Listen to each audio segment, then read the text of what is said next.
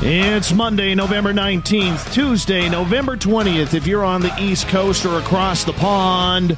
And this, my friends, is Spaced Out Radio. Hope you had a great day and night to kick off the new week. I am your host, Dave Scott, broadcasting to you live from the Great White North on top of the mountains of central British Columbia, right here at SOR headquarters. We welcome you nightly on the SOR Radio Network and Deep Talk Radio. If you want to listen to our archives, they are free at youtube.com/Spaced Out Radio. Do old Davey the favor, hit that subscribe button. Our website is spacedoutradio.com, where we have a plethora of features for you. You can rock out to Bumblefoot. Soon, shop at our brand new Spaced Out Radio store. Read up on Captain Shirk's SOR Newswire, and so much more. Tonight's show is brought to you by the YouTube channel Ensuho. Sebastian Martin brings high-quality messages to the masses. Go to spacedoutradio.com, click on the Ensuho banner, and subscribe to the channel today. Sue Walker and Reverend Otter are joining us tonight as we take a ride on the Woo train, where these two experiencers take their research of the strange and weird to a whole different level. Whether it's aliens, Bigfoot, or ghostly encounters, they are two researchers who have endeared themselves and their lives to living in a realm of possibility. They've had personal encounters with Bigfoot, aliens, and little beings that are only supposed to exist in folklore. Yet here they are to break down what they've experienced, studied, and learned. Then at the bottom of hour number 3, Olaf Phillips will be with us from Paranoia Magazine with another edition of the SOR Newswire. Sue and Otter, welcome to Spaced Out Radio tonight. Very glad to have you here. How are you? We're good, Dave. Thank you so much. Very glad to have you. I love stories like this because the weirder the better. And we're going to get really weird tonight with you guys because in my research with you, I mean, I cannot believe some of the things that you guys have experienced. And Sue, I'm going to start with you here. Did you ever expect, looking back at childhood, that your life would be so weird and strange like it is? Well, all right.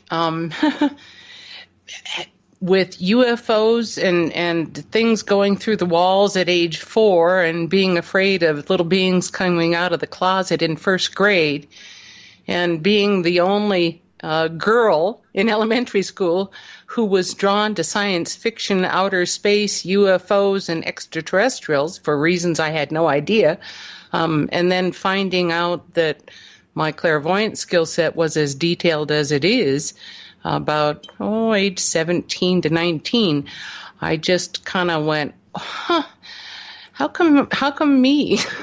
So no, I didn't know. But I certainly didn't expect it to take a turn when I moved down here to New Mexico that went into the stranger, even for my life. And so it's been an unusual ride for us, and Otter and I are just trying to make sense of it every single day. You know what? We all have to try and make sense of it if we're experiencers out there, because nobody knows what we've gone through except us. You can have witnesses, but they will see something totally different. And Otter, I want to bring you in here and introduce you to the crowd here. And, you know, with you, did you have a lifetime of experience too, or was this something that kind of hit you off guard?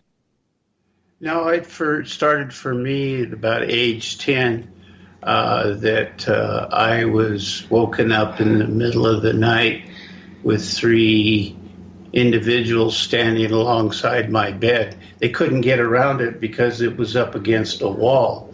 So they were all lined up on one side of my bed.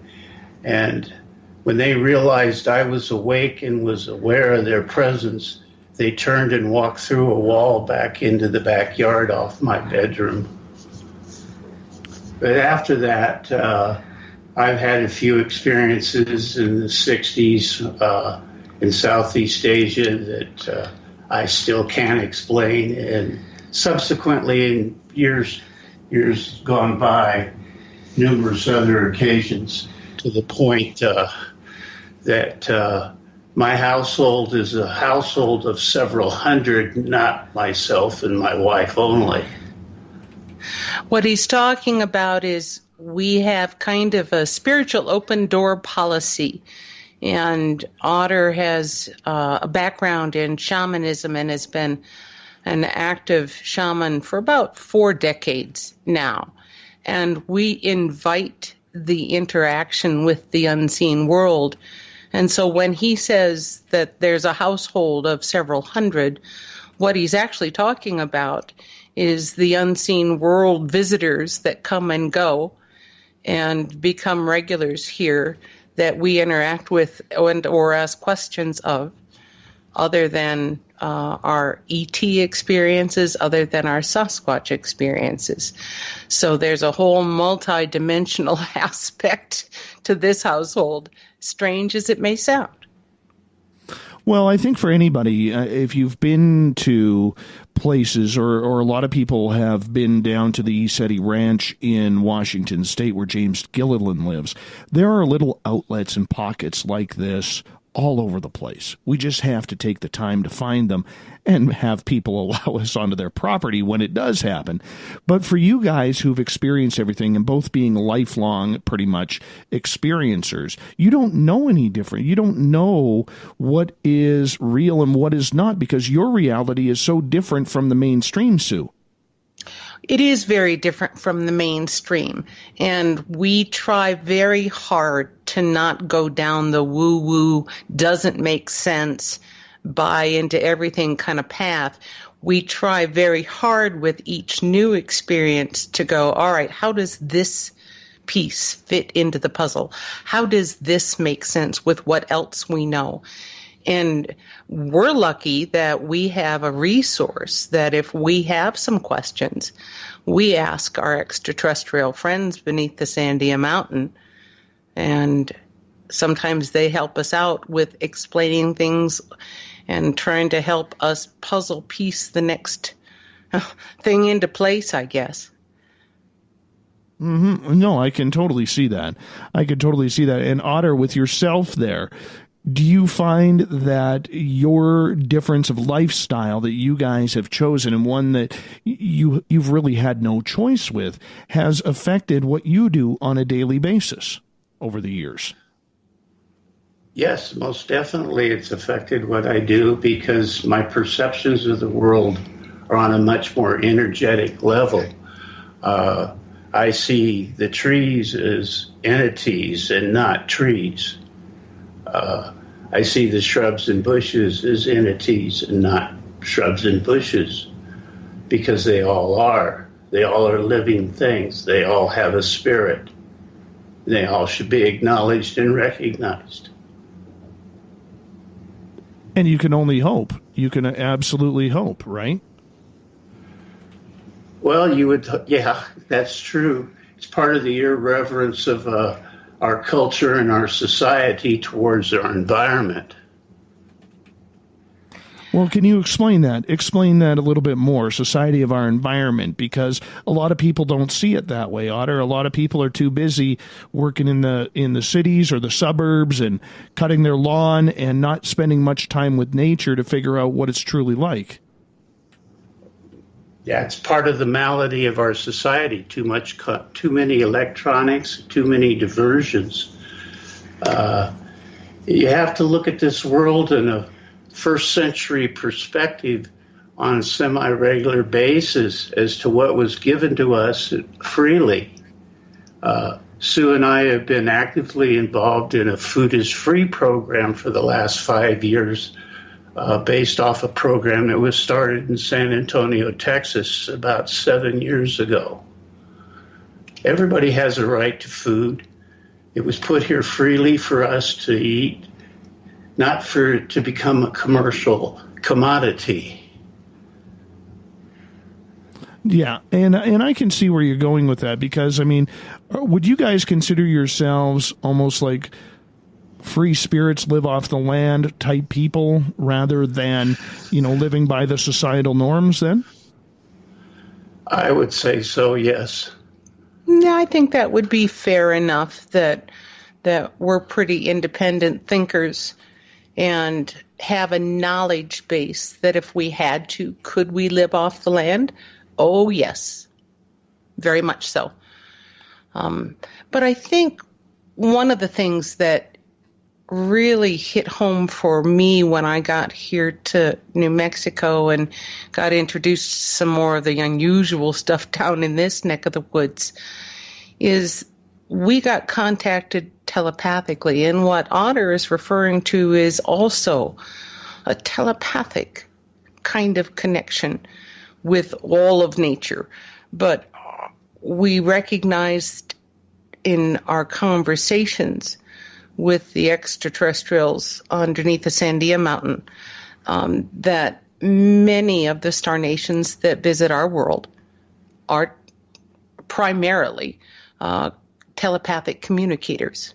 And so we found that spending more time in that receptive state, listening to them as well as doing our regular old everyday chore stuff, we call that both listening and doing your regular life, walking with a foot in each world. And it's taken us some practice to do it as long as we do every day and in getting as much detail as we get. But I guess the bottom line is we find that if we keep a telepathic listening ear, so to speak, out, not only for our extraterrestrial friends, but also for all of nature, that it's a benefit to us, that we find that it aids in life and makes things smoother all the way around and a lot more fun and a lot more connected. So it works for us.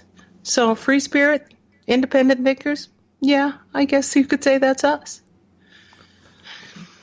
I want to get into that because I think that's very interesting. You called the extraterrestrials friends telepathically communicating with you. Now, a lot of people will say, that's an overactive imagination, Sue, or are you serious? My experiences tell me that they are spawns of the devil. Yet here you are saying that these creatures of the night, and daytime sometimes too, are pretty friendly with you. The Ponti, and that's the what they call themselves, are a star nation that is petite, large head, large dark eyes that do have a dark lens that they can retract, small noses, small mouths, small chins, thin bodies, long limbs, long fingers with digits that each joint is almost twice the length of ours, 4 fingers.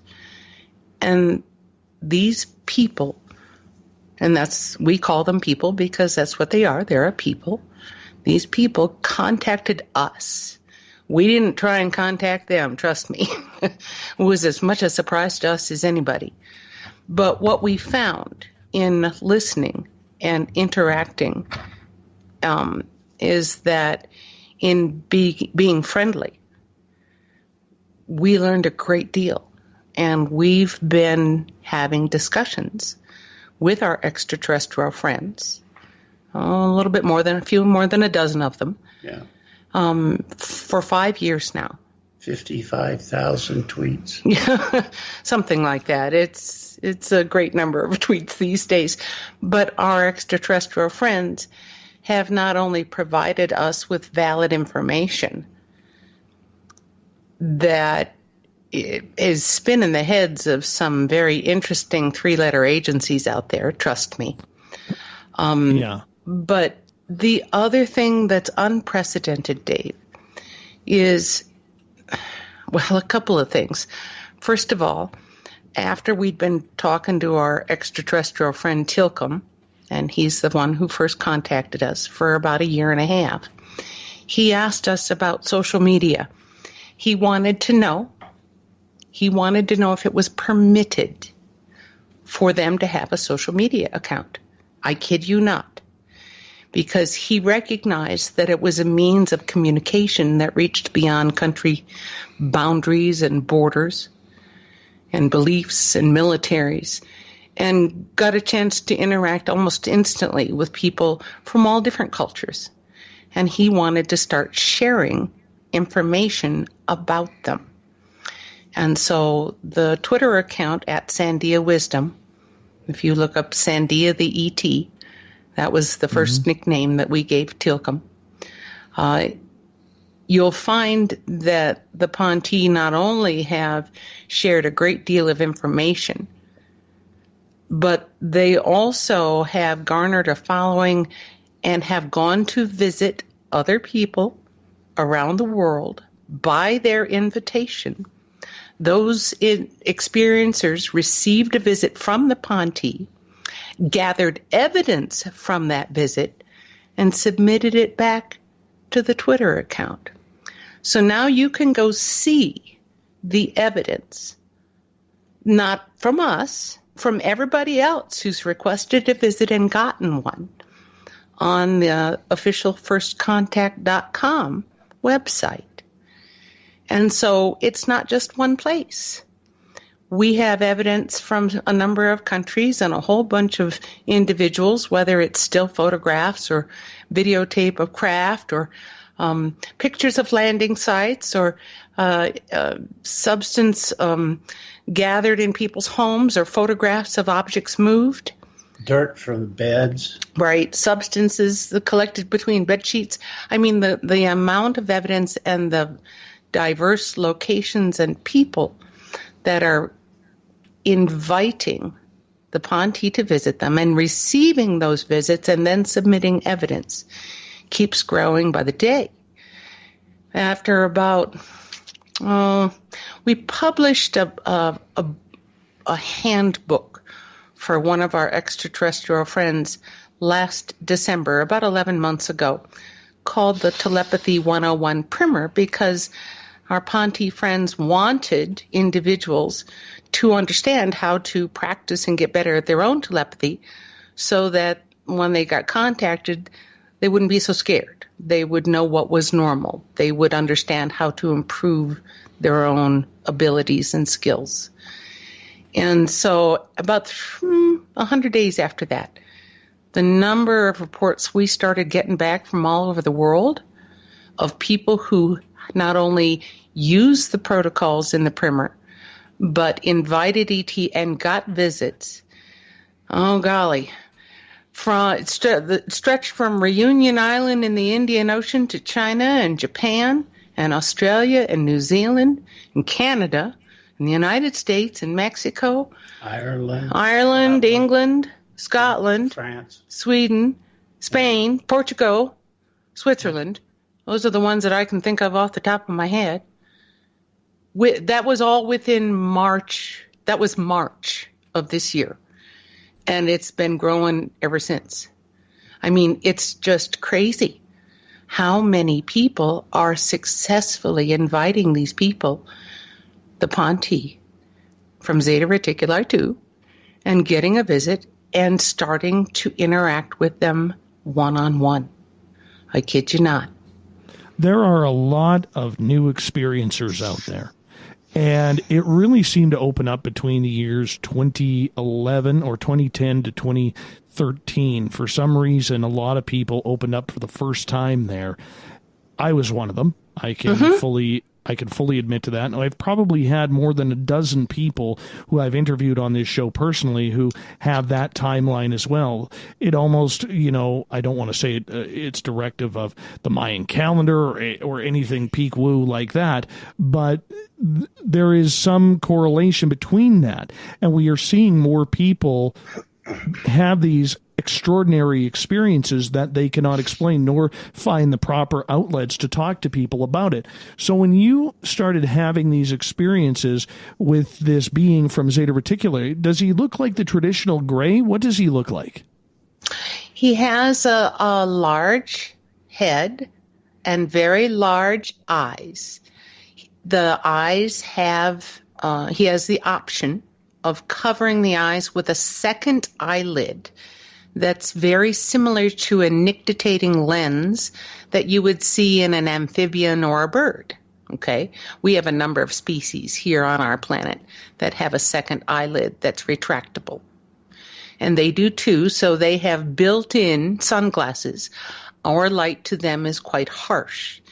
Their own sun has a much dimmer light, and so when they come here, the UV is really frustrating for them. If they retract the lens, their eyes are actually colored like ours are, very similar in the coloration, and lovely looking, very large irises. They have high cheekbones, a thin jaw, put a longer neck by one vertebrae so that their necks look long and graceful.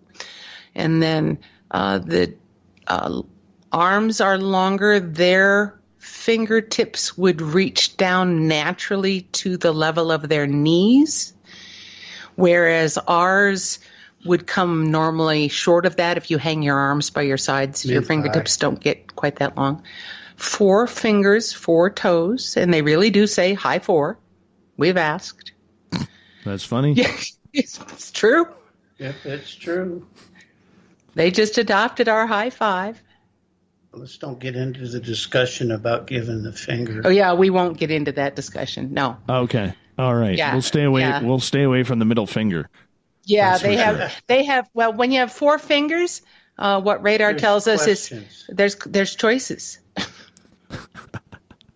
Oh, we're going to have so much fun tonight. This is, Believe it or not, Dave, our extraterrestrial friends have the most marvelous sense of humor.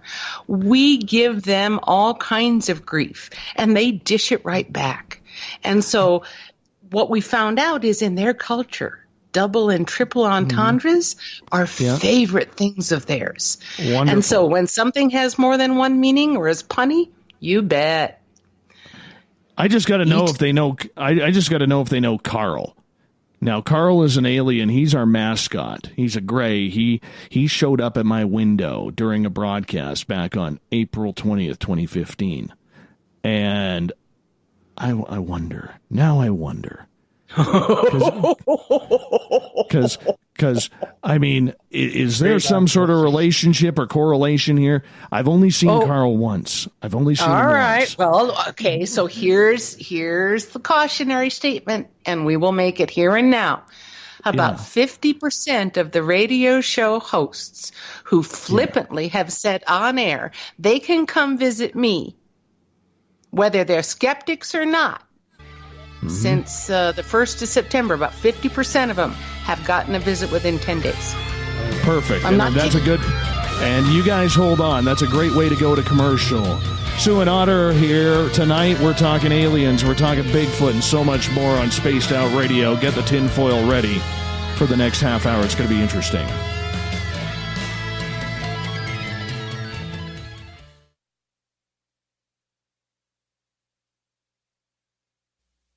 You're listening to Spaced Out Radio Live with Dave Scott on the Deep Talk Radio Network. Did you know Spaced Out Radio runs 7 days a week? Hi there, this is Tessa Nicole Thomas, and I'm here to take you on a paranormal journey each Saturday and Sunday night. Why change the station when you have it all right here? Together, we'll hang out and share some strange and scary stories. And don't forget, we have Psychic Sundays as well, so come tune in Spaced Out Weekend. We get going at 9 p.m. Pacific, midnight Eastern, only at spacedoutradio.com, where we own the night.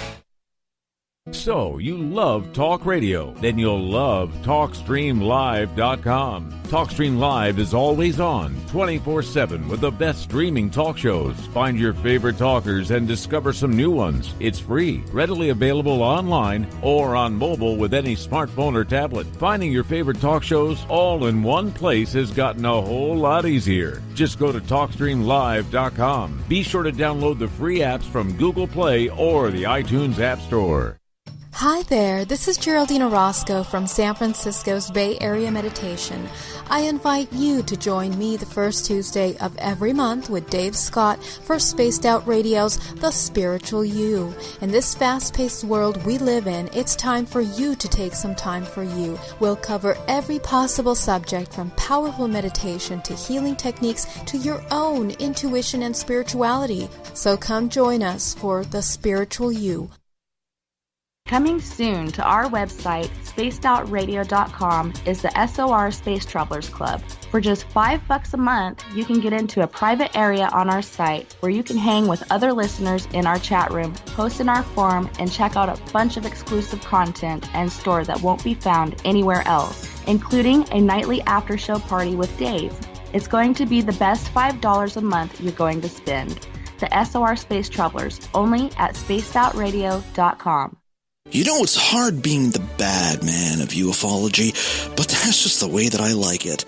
This is Chris George Zuger, and I'll be hanging out with Dave Scott and SOR scientist Chris Cogswell for Reality Paranormal, the second Wednesday of every month. And our job is to break it down and come to conclusions as to what is really going on in the supernatural world. I'd love for you to join us right here on Spaced Out Radio. We're bringing scientific thought to the paranormal. Hi there, this is Spaced Out Radio scientist Chris Cogswell. Join me, Chris Zuger, and Dave Scott the second Wednesday of every month, where we break down the who from the woo when it comes to everything paranormal. We'll investigate and try to bring sensible answers to those straight and sometimes outlandish questions people have. Hey, not everything is an answer, but we'll do our best. Listen in to Reality Paranormal only on Spaced Out Radio.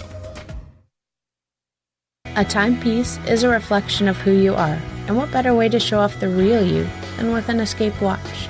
Escape is a lifestyle brand accessorizing your days and nights. Choose to escape and create the life of discovery that you deserve. Dream, play, unite with your own personalized Escape watch. Head to escapewatches.com. There is no time like the present to enjoy your escape. Use promo code SMF2017 for your 20% discount today. Heading to Vancouver and looking for a night on the town? The Moose Vancouver is the bar that never stops rocking until 2 a.m. every night. The Moose has great food with everything on the menu from $6.95 to $8.95. Fantastic, vibrant staff and rock and roll that will bring you back to when the music was real, the hair was long, and the guitars were rocking. Get your party on at the Moose Vancouver, the official party bar of Spaced Out Radio.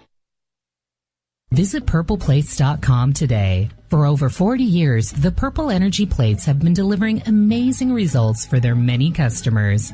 Inspired by the great genius Nikola Tesla, the harmony, healing, and energetic effects of the plates have proven over and over to be beneficial and often miraculous to thousands of customers. Check their site for daily specials and choose from their many energy products. You won't be sorry. Visit them today at purpleplates.com. Are you tired of being blocked, shadow banned, or placed in jail for simply posting your thoughts on social media? Social Media Freedom can take care of that for you. Social Media Freedom is the newest and one of the best free new apps that allows you the freedom to post what you want, when you want. It takes seconds to download from your app store. Come join the tribe at Social Media Freedom. It's time to set yourself free. Are you intrigued by Paranormal Talk Radio? You'll love the new Paranormal Radio app from TalkStream Live. You'll find a great selection of talk shows covering UFOs, ghosts, strange phenomena, and much more. Download the Paranormal Radio app now and start listening to the very best in paranormal talk entertainment, including the network you're listening to right now, the Paranormal Radio app, free in Google Play and the iOS App Store. You hear footsteps in the empty room above you. A rocking chair begins rocking by itself. Don't be afraid of the things that go bump in the night. Reach for Spirit Storybox, the iPhone app the Huffington Post UK called the only ghost hunting app you will ever need. Spirit Storybox. The spirits are telling their stories. Are you listening? Hello, this is your guitar man, Ron Bumblefoot Thal, and I have to tell you, I love the response I get for Little Brother is Watching from Spaced Out Radio fans. It's amazing how music can inspire and make people think deeper about what's going on in the supernatural world. You can head over to my website, bumblefoot.com, to check out my music, my guitar workshops, my touring, even check out some of the hot sauces that I'm working on. And make sure you keep on listening, because with Spaced Out Radio, you know Little Brother is watching. Looking for a place to advertise at a very reasonable cost? Look no further than Spaced Out Radio. SpacedOutRadio.com has an advertising tab that you can click to check out our daily, weekly, and monthly packages to play on the radio, or our website including social media. From commercial spots to banners, we have it all. Check out our competitive pricing today.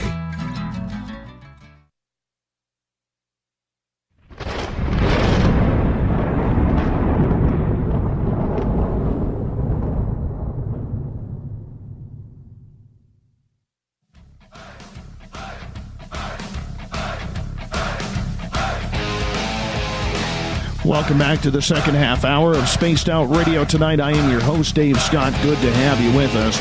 Sue and Otter are here. They are paranormal enthusiasts, experiencers, researchers, whatever you want to call them. Sandia Wisdom. You can follow them on Twitter at Sandia Wisdom.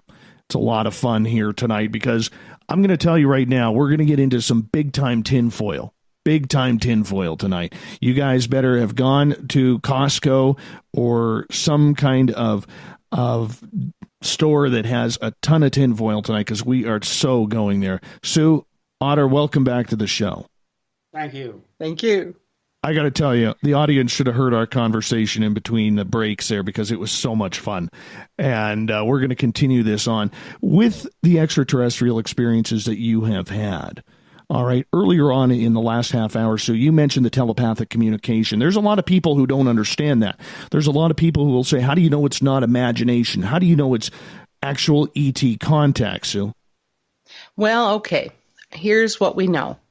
First of all, as kids, we are open and still have our telepathy intact. And that's because kids stay in that receptive mode. They play all day. They stay in that creative learning mode all day.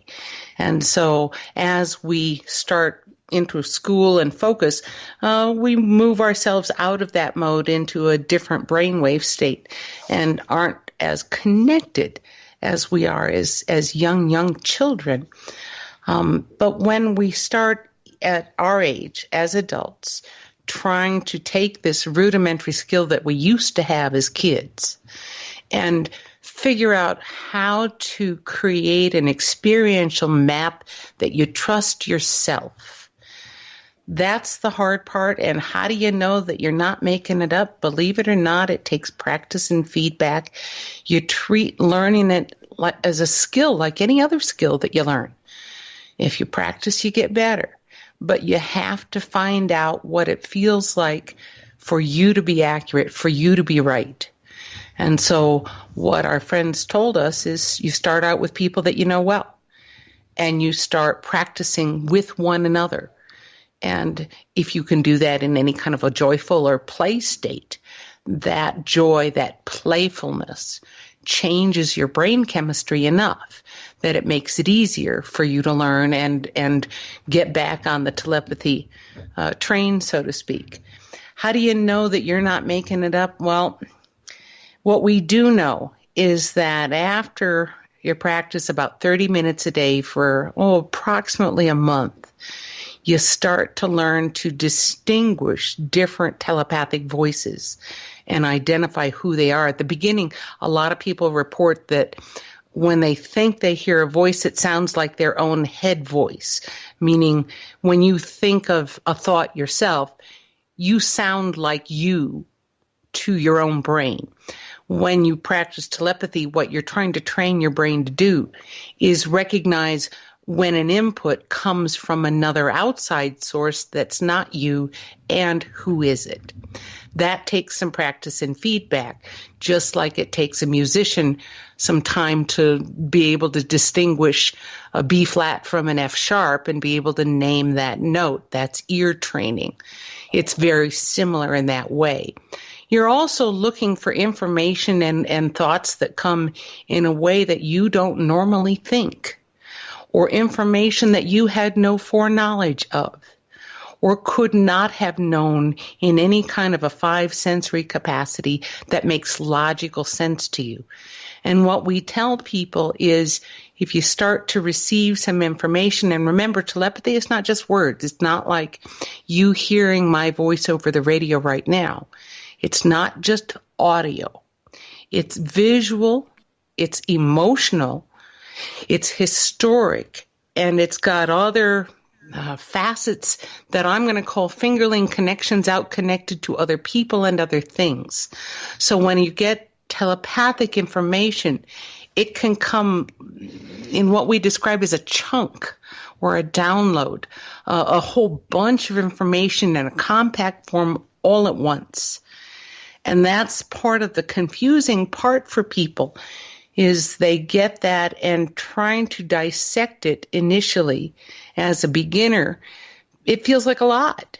It's not as easy as just hearing my voice on the radio kind of thing. There's more to it.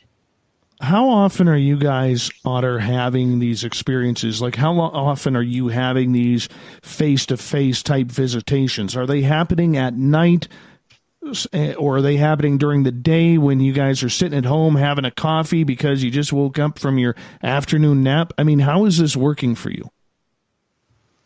Go ahead, Otter. It's a constant contact thing. I stay tuned in to the control panel up in the mountain as to who's monitoring the activities in space today or this morning's shift. But I'm aware of their presence most all the time, even in the etheric state, which would be their most common way they'd appear here anyway, because they have a protocol in place about cause no harm, create no fear, and leave no trace. So we've learned that by using our peripheral vision, we can pick up their presence in the room at obscure times. So we know they're around, and we hear them all the time. We've got several ways that they contact us, Dave. First of all, when you're a telepathic nation, the 10 miles between us and where their facility is beneath the Sandia Mountain is nothing but a hop, skip, and a jump for any telepathic nation. So can they just sit there and talk to us? Yeah, they can. Have they come to our home and been on our property? Yes, we've seen them. We've had other people in our home see them. We've had strange lights hovering over the house. We've had strange, weird light anomalies in our backyard. And we've actually bumped into them in the hallway in full physical form and said, "Oh, excuse me." And so do they visit us in person? Yes. Have we had strange, bend the laws of physics anomalies inside of our home? Oh, yeah. Yes. Gravity waves and gravity nullification, strange lights, weird sound effects. Sometimes they show up and if it's a new nation, there are some nations that have a telepathy that is so powerful it just nearly knocks you over sideways. It can be any and all of the above. We've had all kinds of different experiences here. Honest, we have. With those experiences that you have you been able to introduce other people to them as well? And what has been the reactions from both the people who've experienced it, if you have, and the off-worlders? Well, let's see. Yes, we have had visitors to our homes sit in the living room and see them move about in what we call a cloaked fashion or created invisibility fashion, where all you see is the shimmer going by. We had one of our friends from Canada, from Toronto, Canada area, a musician who has a band called Pyramids on Mars, believe it or not. His name is Kevin. That's right. Kevin Estrella has been to our home and seen the Ponte here, standing in the corner with us, and spoken with them live and in person. We also had a conference called Stargate to the Cosmos here at the end of October. And our other conference speakers asked where they should go to view the night sky and took their night vision goggles out and got more interaction in a 2-hour period of time over 2 nights than they'd ever seen anywhere else ever. 47 UFOs. In 2 nights. They counted them. And so have other people experienced the craft numbers that we experience?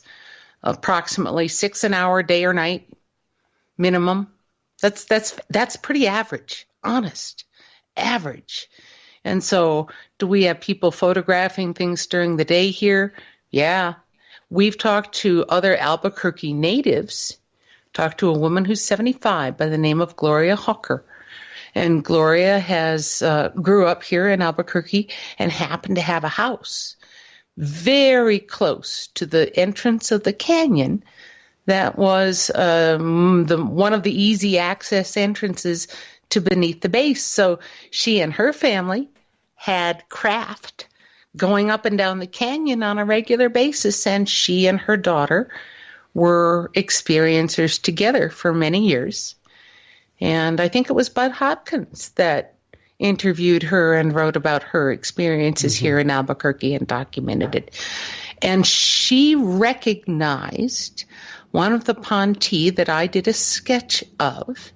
If you go to the official firstcontact.com page, you'll see sketches of about 9 or a dozen members of the crew. I forget how many now. But the gal by the name of Druty, who has a scarf on her head, visited Gloria after Gloria had an accident.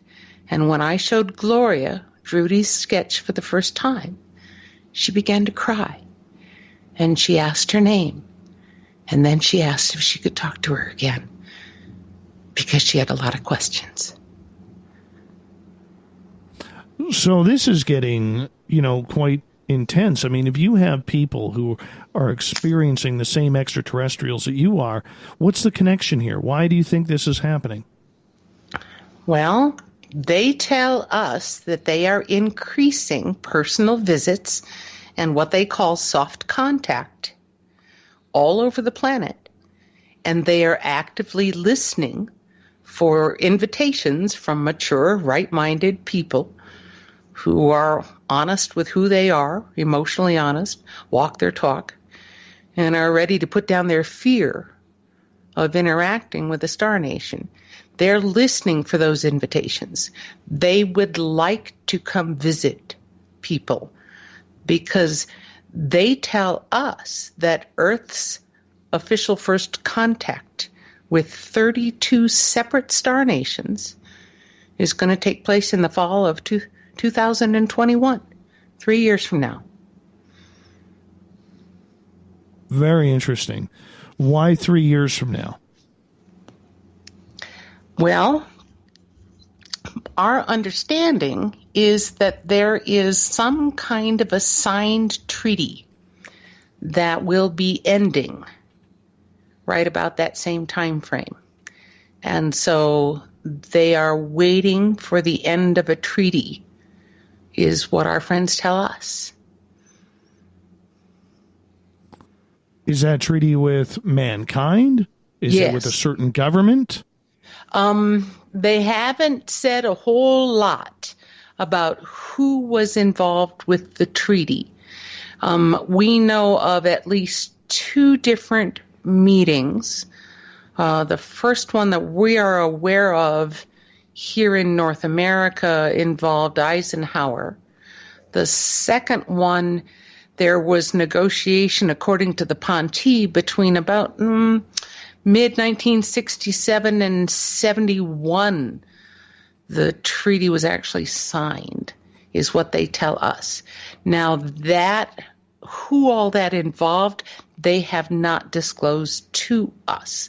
They have only let us know that the end of a signed agreement is coming to a close in 3 years, and they're keeping their word. Well, By the way, I do have a listener on Twitter, Goddess Michelle, who has telepathically asked them to come visit. She's very connected. She's going to keep us posted on what happens. That sounds great. Great. Yeah. Yeah.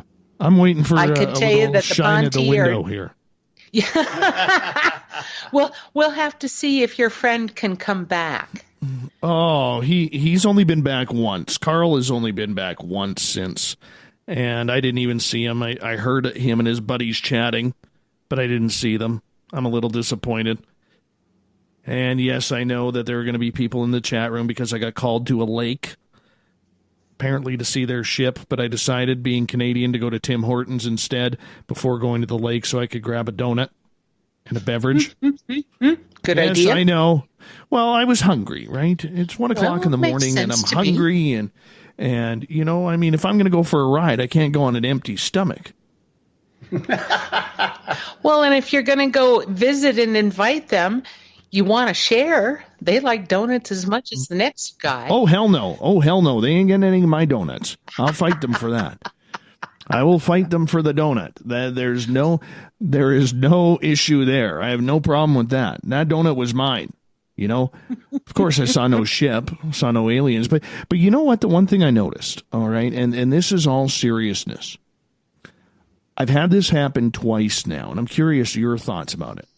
Do you think that extraterrestrials put in some sort of implant in your head, like implanted thought, I'm going to call it, okay? And with that implanted thought, that's their escape route.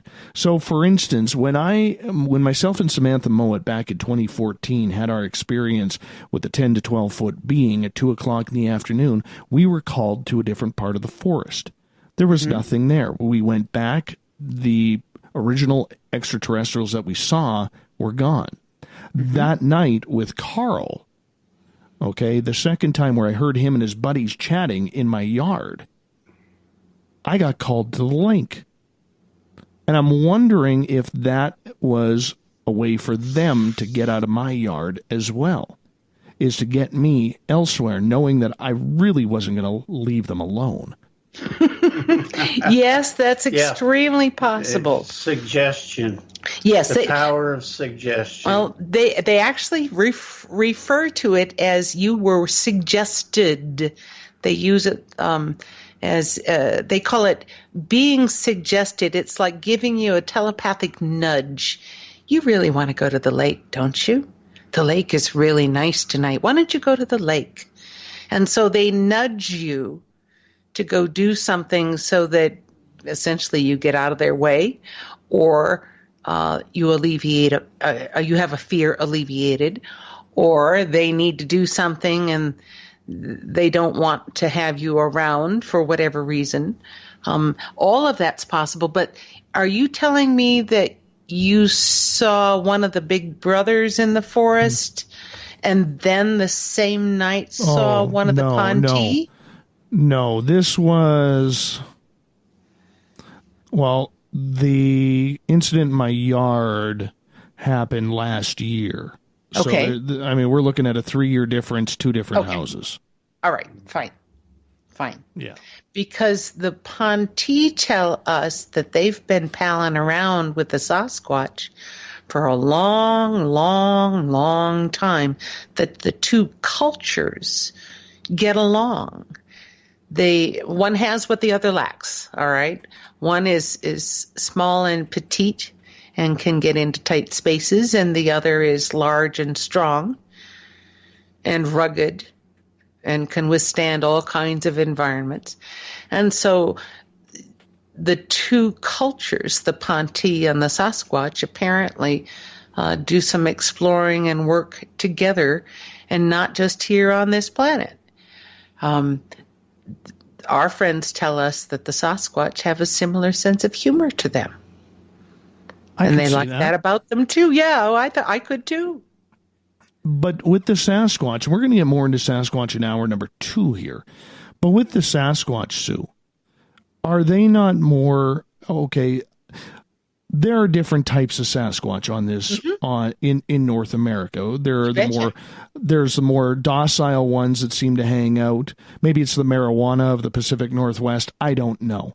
All right, but they seem more they seem more docile and relaxed and chill, unless they're around Mount St. Helens. But who wouldn't be pissed off if your mountain blew up on you, right? Yeah, and that's just being honest. But it also, if you go down to the New Orleans area, and the Beast of Boggy Creek and the swamp monsters that we hear of, they are more of an aggressive type creature that seems to want to rip your arm off for being in their territory. So at what point they get crowded out? What's your question, Dave? Well, you know what, we only got about a minute left here, but at what point do you say, okay, there, just like there's different extraterrestrials, we have to judge every Sasquatch differently as well? You have to discern. Oh, yeah. Correct. Just like you do when you... the variation of clans and so on.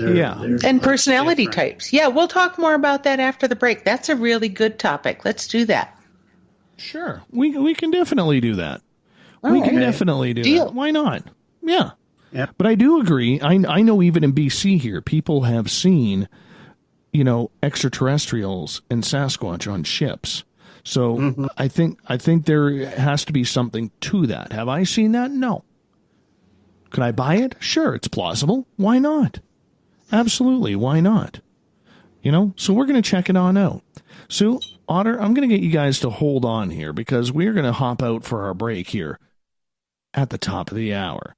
Sue and Otter are with us. We're going to get into Sasquatch talk after this. What are they?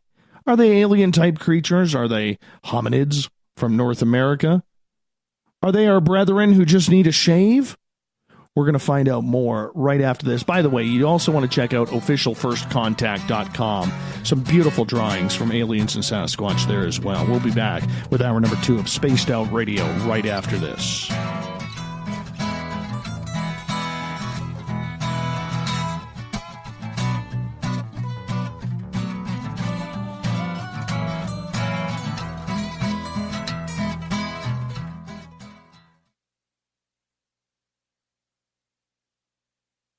Looking for the stories of the strange and weird that you will find hard to find anywhere else? Check out the SOR Newswire on our website. Our writers, led by Captain Shirk, are scouring the world for the oddest and most bizarre stories we can find. Everything from weird crime to suspenseful and paranormal. We're working hard for you to bring you the most intriguing news of your day. Check out the SOR Newswire at spacedoutradio.com today. Every night on Spaced Out Radio, we have places for you to hang out. Hi, this is Carl. Join our SOR Space Travelers group on Facebook for live chat. On Twitter, using hashtag Spaced Out Radio. You can also join us in our Spreaker chat room. Check us out on Instagram at Dave Scott SOR. All of our archives are free on YouTube at Spaced Out Radio. By the way, I'll be watching you at your window until you do. Bye! You're listening to Spaced Out Radio Live with Dave Scott on the Deep Talk Radio Network. So, you love talk radio? Then you'll love TalkStreamLive.com. TalkStream Live is always on, 24/7, with the best streaming talk shows. Find your favorite talkers and discover some new ones. It's free, readily available online or on mobile with any smartphone or tablet. Finding your favorite talk shows all in one place has gotten a whole lot easier. Just go to TalkStreamLive.com. Be sure to download the free apps from Google Play or the iTunes App Store. We are getting ready to relaunch the SOR Space Travelers Club at spacedoutradio.com. For $5 a month, you can join us for a plethora of features found nowhere else. Hang out in a private chat room during the show and after party. You can check out some exclusive content and a store specifically for you, as well as a private listener forum where you can post your thoughts, stories, and pictures. The SOR Space Travelers Club, coming soon to spacedoutradio.com. Visit purpleplates.com today. For over 40 years, the Purple Energy Plates have been delivering amazing results for their many customers. Inspired by the great genius Nikola Tesla, the harmony, healing, and energetic effects of the plates have proven over and over to be beneficial and often miraculous to thousands of customers. Check their site for daily specials and choose from their many energy products. You won't be sorry. Visit them today at purpleplates.com. You hear footsteps in the empty room above you. A rocking chair begins rocking by itself. Don't be afraid of the things that go bump in the night. Reach for Spirit Storybox, the iPhone app the Huffington Post UK called the only ghost hunting app you will ever need. Spirit Storybox. The spirits are telling their stories. Are you listening? Find your escape where time has no limits. It's about living today and cherishing the heritage of yesterday. A spirit of adventure for what is new, with the nostalgia of the past. Your timepiece is a reflection of who you are. Life surrounded by beauty from the world around us to the soul within. EscapeWatches.com. There is no time like the present to enjoy your escape. Use promo code SMF2017 for your 20% discount today. Looking for a place to advertise at a very reasonable cost? Look no further than Spaced Out Radio. SpacedOutRadio.com has an advertising tab that you can click to check out our daily, weekly, and monthly packages to play on the radio, or our website including social media. From commercial spots to banners, we have it all. Check out our competitive pricing today.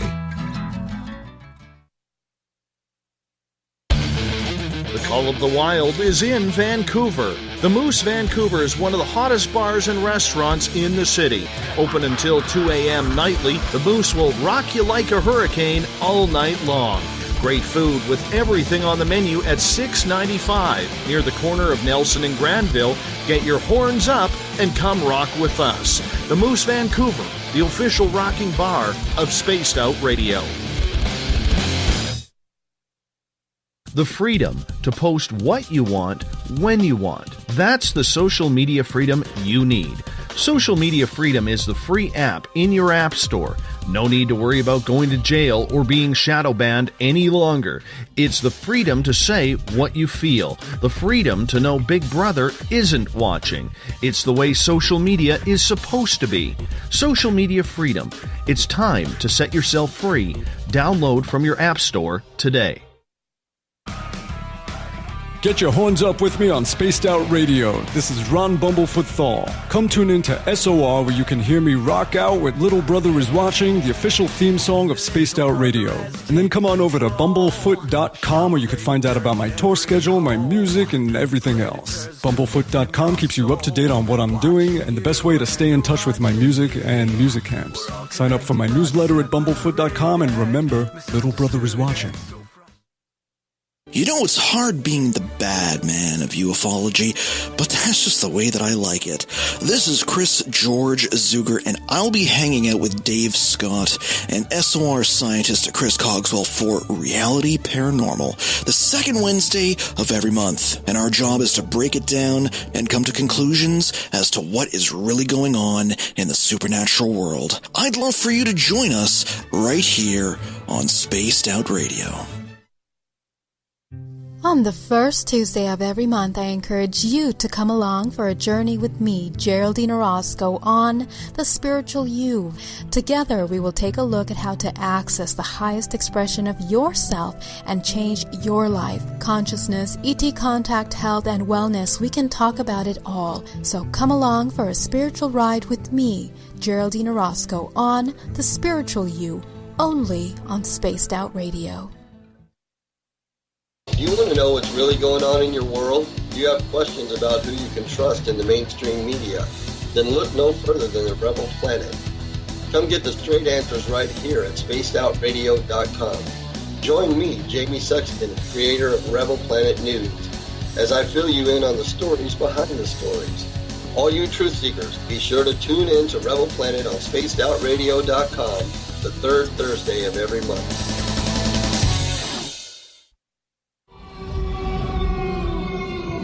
Hey, this is Canadian Paranormal Investigator Mike Moore.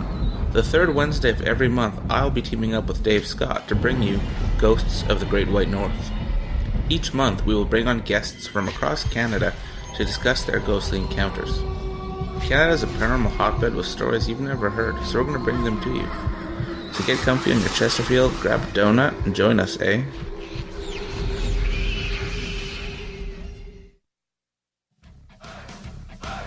You're listening to Spaced Out Radio with Dave Scott.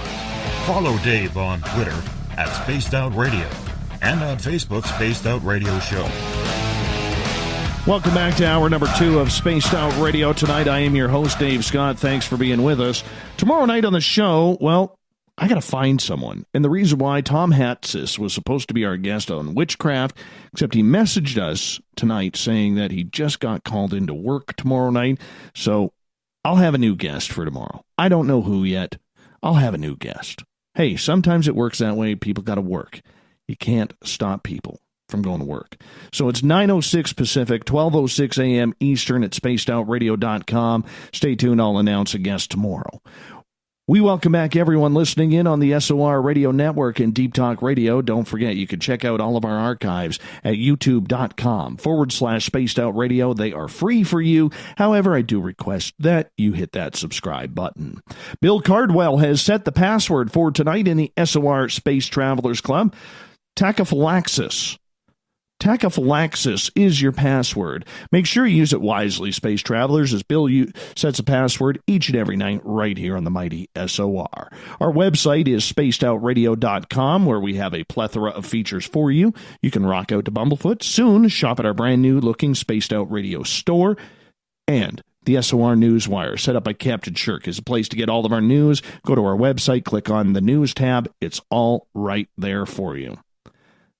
Tonight, we are speaking about aliens, speaking about Bigfoot. We got a real interesting show happening tonight. Sue and Otter are joining us. Their website is officialfirstcontact.com. If you want to check it out, some beautiful artwork there. I think it's for sale, too, which is really, really cool if you're looking for some art pieces. Sue, Otter, welcome back. Thank you. Bigfoot. What do you think it is, Otter? What do I think it is? For a long time, I didn't know what to think it was until I started having interactions with some. And I've come to realize that they are big, hairy human beings, just like you and I. They have loves, likes, dislikes. They just happen to be structured individuals who can withstand the elements and live in the environments that they choose to live in comfortably and explore our planet. And I guess you would say take stock of the people of the planet as to who we are and what we are, and understanding what's happening around them in the world themselves. We see, like you do, a variety of different looking nations among the Sasquatch. You have the conical headed folks that can get quite large. You have the rounder headed Sasquatch that can be anything from close to 20 feet tall to very petite and under 2 feet tall. We've heard reports in Australia, and some reports of little people and smaller Sasquatch beings here in the Rocky Mountain chain of North America. But do I think that they're all equal with all equal capabilities? I think you've got a sliding scale there of different cultures and different types of beings that may be able to have children with one another. That part I don't know. When we get introduced to the Sasquatch by our extraterrestrial friends, we've been introduced to the conical-headed elders, or what they refer to as an elder nation. Almost, it seems like to us, almost all of the rounder-headed Sasquatch folks consider the conical-headed Sasquatch folks to be an elder nation that they look up to or respect, perhaps. I don't know that I can prove that to be true, but every time we have witnessed the interactions, no matter where we've been, or talked to our friends telepathically, whether they're Sasquatch, which we've done, or our Ponte friends, the Zetas, we find that the power behind the telepathic sending of the conical-headed Sasquatch folks is really strong and really clear. Please back up and turn it down. Yes. I mean, it's so strong that you ask them to take a step back because it's really powerful. Do we find that both kinds of Sasquatch, the round-headed and the conical-headed folks, have telepathic capabilities? Yes. Can they do mind control with you just like other telepathic star nations can? Yes, apparently so. We have a number of reports from all over the world that supply evidence of that. Do I think that at least some of them, if not all of them, have some multidimensional capabilities? Again, we have reports from all over the planet that speak to unusual abilities and strange enough things that bend the laws of physics that make us sit up, take notice, and go, you know, that's entirely possible. Our Ponte friends tell us it is possible and that that's exactly what's happening. How and why, I don't know that we can explain it all. We're still putting the puzzle pieces together, too. Do you believe, though, that this is a creature that has been here for millennia, much like a lot of people who are researching this believe that this could be a Gigantopithecus, it could be the North American great ape, or do you think there is something a little bit more special and spectacular to Sasquatch? Oh, most definitely the latter. They are special people. They're not apes, they're not monkeys, they're human beings. Well, I would agree with that, and they have been the stewards of our forests across this planet, according to the Ponte, since the Neogene period. What's that? Well, you know, when the dinosaurs died out and the age of large mammals began, that's where the Neogene period is in history. And we're talking millions of years ago. So have they had the chance to evolve for a lot longer than we have? Apparently so.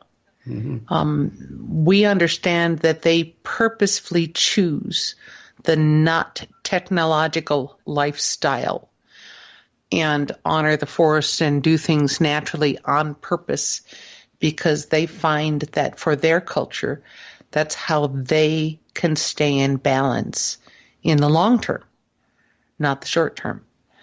Kind of like the Amish for us choose to not embrace all of the technology, the Sasquatch choose as a star nation and as a nation here on this planet to keep it simple and not embrace the mechanical artificial technology. Instead, they've gone to the telepathic connections and understanding the interconnectedness of things, and in ways that we don't seem to understand, seem to take a step and go from our dimension into another one. Do we know how it works? No, we don't. Have we got it on film? Yes, we do. Can we explain it? Not yet. But the more we talk with them about how they perceive going from one place to another, from their other world, wherever that is, to our world. They tell us that the two worlds exist in the same space.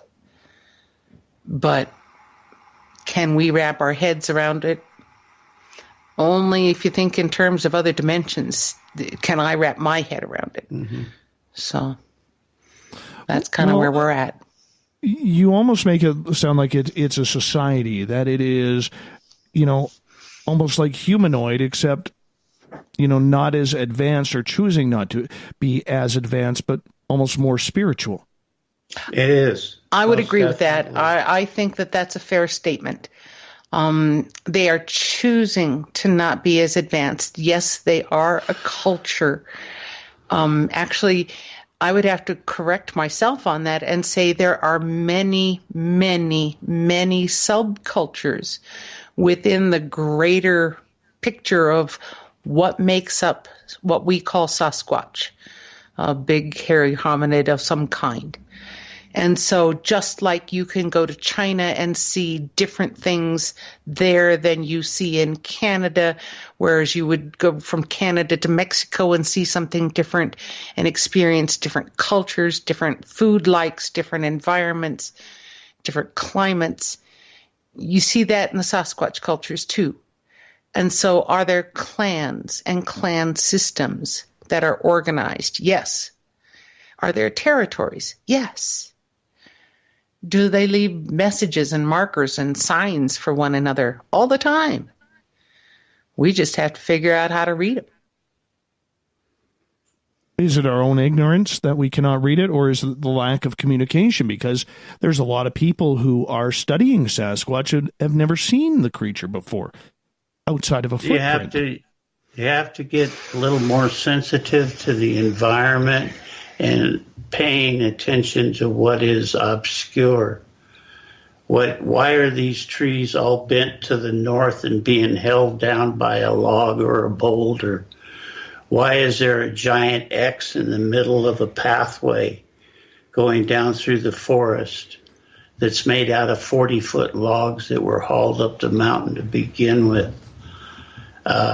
Those are Sasquatch signs, and those are things that a lot of researchers don't pay attention to or don't know about. There's a gentleman in Colorado who has spent the last several years, couple of years in the high country of the Rocky Mountains, 7 days a week for 8 to 10 hours a day, studying these structures and formations of log structures and nurseries for babies, lined with new baby pine needles that are all turned sticking up to support them on the ground, woven together intricately like a lattice work. We see Bigfoot researchers missing things because they assume that Sasquatch is incapable of doing the things that are right in front of their noses. They don't think in terms of Sasquatch artwork. They don't think in terms of using items in nature to leave messages and signs. They don't think in terms of trail markers or territory markers.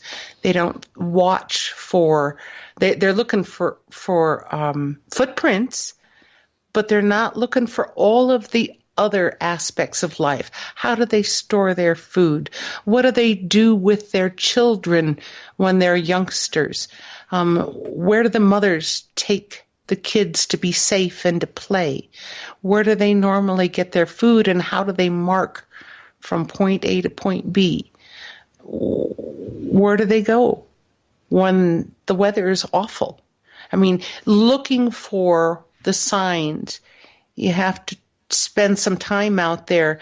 But the first thing is to not assume that they're big, dumb, hairy apes incapable of beautiful artwork on the ceiling of caves or leaving messages for one another right in front of your nose. So when you take the time to study their environment, like an archaeologist would study an archaeological dig over time, you can't gather all the information about them in one pass walking through. You have to sit there and look at, how does this go together? Over what period of time was this structure built? Why did they choose this tree to make a teepee in? Why are all of the logs connected to one another and touching one another through vast acreages of forest? What's the reason that they chose to put artwork on this boulder with a rock stippling a face?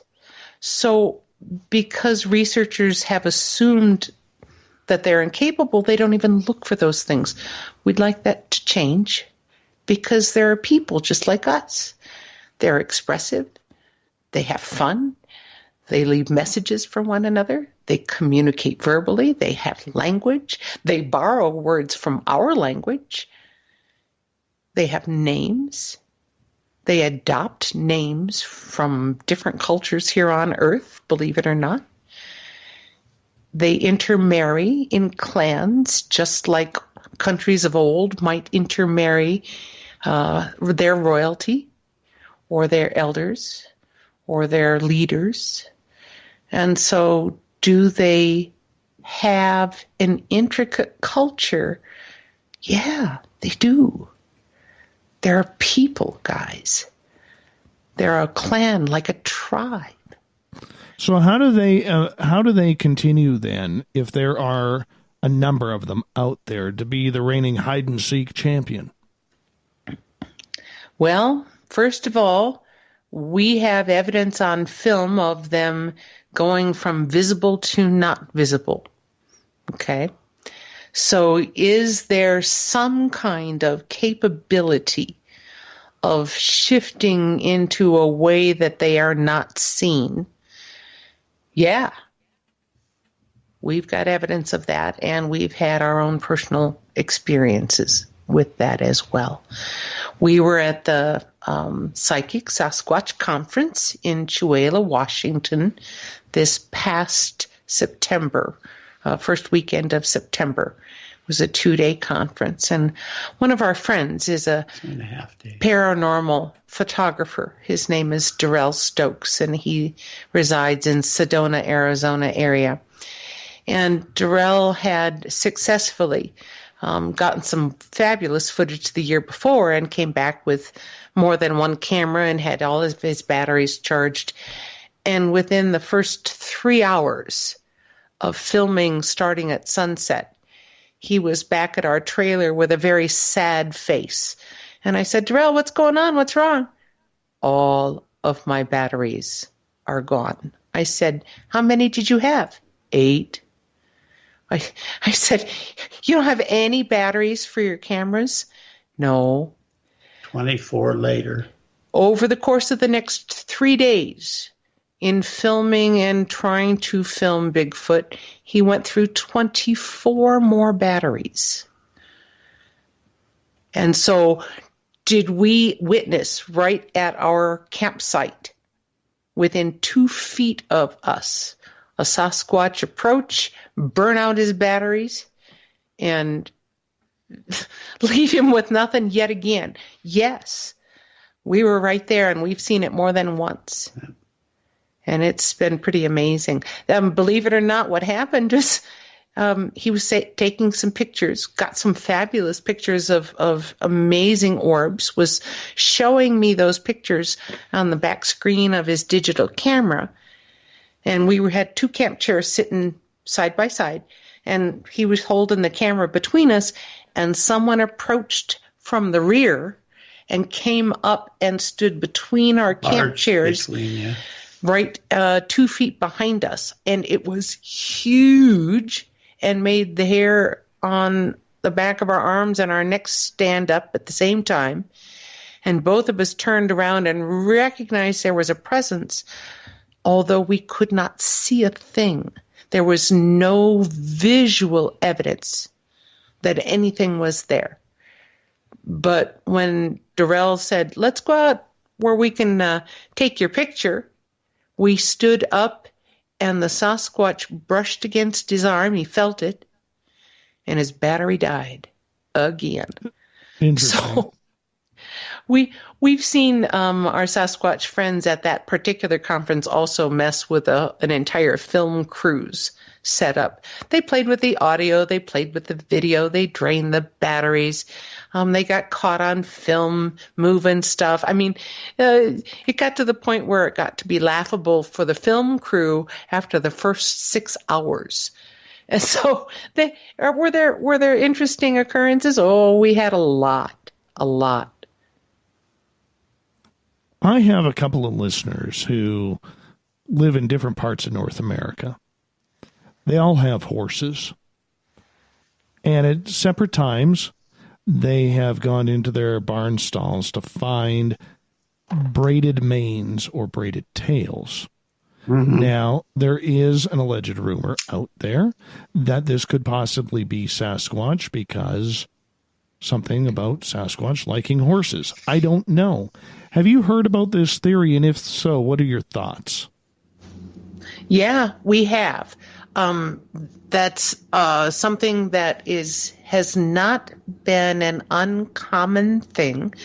We have seen and have heard firsthand stories of Sasquatch befriending horses, pet goats, dogs. We had one Pueblo young man here in New Mexico have his dog run off from the house toward the creek. He went to go chase after the dog, got to the creek, looked up the bank on the opposite side. The dog had crossed the creek and was being petted by a juvenile Sasquatch standing there with his mom and his dad. And so this young Navajo gentleman who was 10 saw 3, and the dog's tail was wagging away. Mm-hmm. So have we heard of the braiding? We have actually heard of reports. Some of our Sasquatch have longer hair. It's hair, not fur. And some of it's shorter depending on the clans. But we have indications that some of the clans do braid their longer hair around their face, I think probably just to get it out of the way. Do they like horses and ponies? Yes, especially if they're approachable and friendly animals. And so are they gentle with them because they sense that in them? Yeah, you bet. You bet. The horses and the ponies like the attention as much as the Sasquatch like braiding their hair and interacting with them. Imagine yourself a juvenile Sasquatch. I mean, let's say you're an 8-year-old Sasquatch girl. Wouldn't you like to go braid the pony's hair? Well, knowing how I could see that, but I mean, I guess as time winds down here to our break at the bottom of the hour, I think the big thing for me is horses are jittery at the best of times. And seeing a 7 to 8 foot behemoth coming at you, that might be a little intimidating for a horse. But that's just me. That's just me. I'm going to get you guys to hold on. You can answer that right after the break. Sue and Otter are here tonight. We're talking Sasquatch, aliens, the connection. We're going to get into some real weird stuff as well coming up here on Spaced Out Radio. Make sure you got your tinfoil ready. Their website, and I suggest you check it out. There's some really nice art there. OfficialFirstContact.com. OfficialFirstContact.com. We'll be back with more Spaced Out Radio right after this.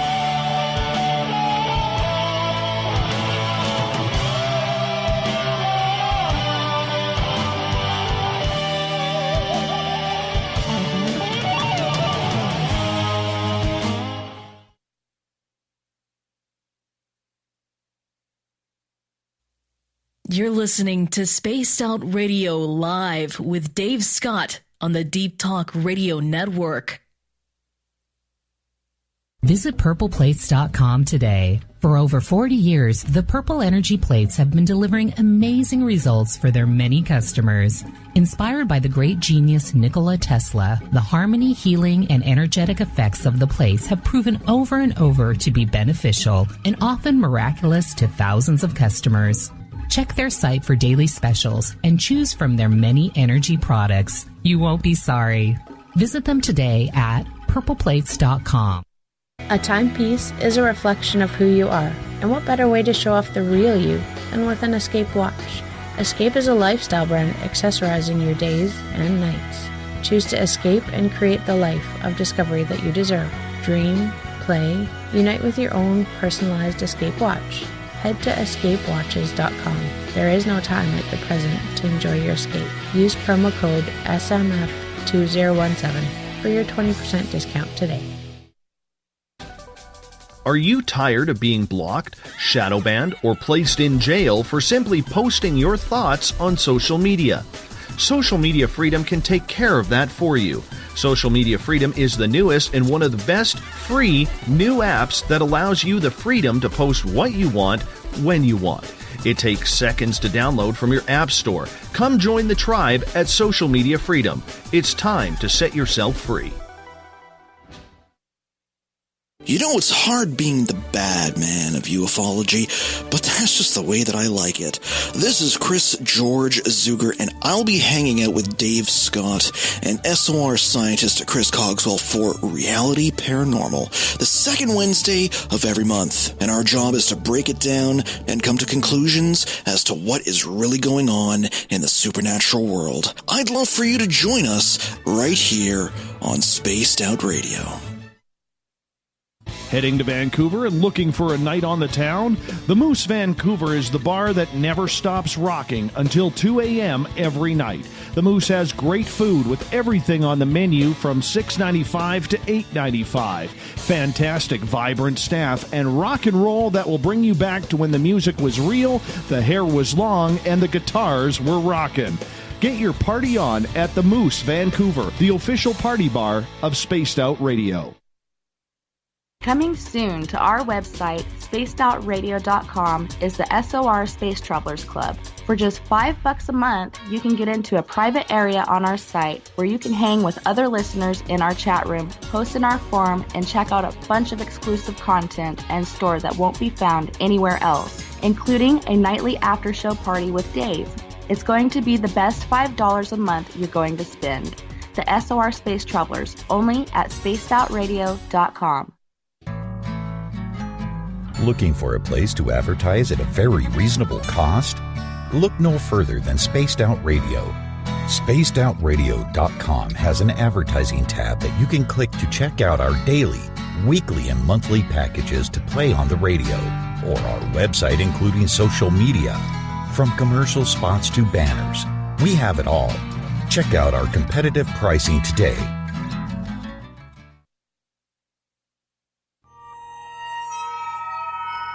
You hear footsteps in the empty room above you. A rocking chair begins rocking by itself. Don't be afraid of the things that go bump in the night. Reach for Spirit Storybox, the iPhone app the Huffington Post UK called the only ghost hunting app you will ever need. Spirit Storybox. The spirits are telling their stories. Are you listening? Hello, this is your guitar man, Ron Bumblefoot Thal, and I have to tell you, I love the response I get for Little Brother is Watching from Spaced Out Radio fans. It's amazing how music can inspire and make people think deeper about what's going on in the supernatural world. You can head over to my website, bumblefoot.com, to check out my music, my guitar workshops, my touring, even check out some of the hot sauces that I'm working on. And make sure you keep on listening, because with Spaced Out Radio, you know Little Brother is watching. Are you intrigued by Paranormal Talk Radio? You'll love the new Paranormal Radio app from TalkStream Live. You'll find a great selection of talk shows covering UFOs, ghosts, strange phenomena, and much more. Download the Paranormal Radio app now and start listening to the very best in paranormal talk entertainment, including the network you're listening to right now, the Paranormal Radio app, free in Google Play and the iOS App Store. So, you love talk radio? Then you'll love TalkStreamLive.com. TalkStream Live is always on, 24/7, with the best streaming talk shows. Find your favorite talkers and discover some new ones. It's free, readily available online or on mobile with any smartphone or tablet. Finding your favorite talk shows all in one place has gotten a whole lot easier. Just go to TalkStreamLive.com. Be sure to download the free apps from Google Play or the iTunes App Store. Hi there, this is Geraldine Orozco from San Francisco's Bay Area Meditation. I invite you to join me the first Tuesday of every month with Dave Scott for Spaced Out Radio's The Spiritual You. In this fast-paced world we live in, it's time for you to take some time for you. We'll cover every possible subject from powerful meditation to healing techniques to your own intuition and spirituality. So come join us for The Spiritual You. We're bringing scientific thought to the paranormal. Hi there, this is Spaced Out Radio scientist Chris Cogswell. Join me, Chris Zuger, and Dave Scott the second Wednesday of every month, where we break down the who from the woo when it comes to everything paranormal. We'll investigate and try to bring sensible answers to those straight and sometimes outlandish questions people have. Hey, not everything has an answer, but we'll do our best. Listen in to Reality Paranormal only on Spaced Out Radio. Did you know Spaced Out Radio runs 7 days a week? Hi there, this is Tessa Nicole Thomas, and I'm here to take you on a paranormal journey each Saturday and Sunday night. Why change the station when you have it all right here? Together, we'll hang out and share some strange and scary stories. And don't forget, we have Psychic Sundays as well, so come tune in Spaced Out Weekend. We get going at 9 p.m. Pacific, midnight Eastern, only at spacedoutradio.com, where we own the night.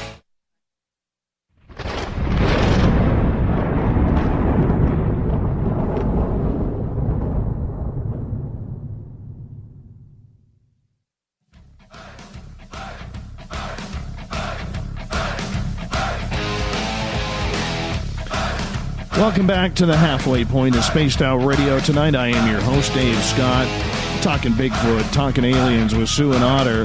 Their website is officialfirstcontact.com. Sue, Otter, welcome back to the show. Thank you. We're talking Bigfoot here in this half hour, and you know, there's a lot of people who believe there is some sort of mystic connection between extraterrestrials and Sasquatch sightings. There's been reports where UFOs have been flying over the forest and you can hear the Sasquatch trying to run away. What kind of relationship do you think ETs and Bigfoot have? Well, our friends, our extraterrestrial friends from Zeta Reticuli, tell us that they have been palling around with a number of the Sasquatch nations for as long as they can remember exploring. First of all, because the Ponti are a telepathic nation and the Sasquatch are a telepathic nation, the two of them were able to communicate immediately and really see who each other was as a culture and as individuals. So do we have reports from all over of UFOs over forests and Sasquatch sightings and interactions at the very same time? Yes, we do. We do. And in fact, we had that at the Psychic Sasquatch Conference this year as well. We had UFOs right over the property, right along with the Sasquatch interactions that nearly all of the campers got. The people that camped at the edge of the forest and invited the Sasquatch to interact with them in a good way and offered them gifts and told them thank you for allowing them to camp at the edge of their home and speaking with them. The Sasquatch very nicely interacted with many of those conference attendees this year. The UFO connection is not a small one. And again, you're talking about extraterrestrials that have more advanced technology than we have, able to scan our planet and know what lives here, able to detect the Sasquatch and probably in ways that we cannot.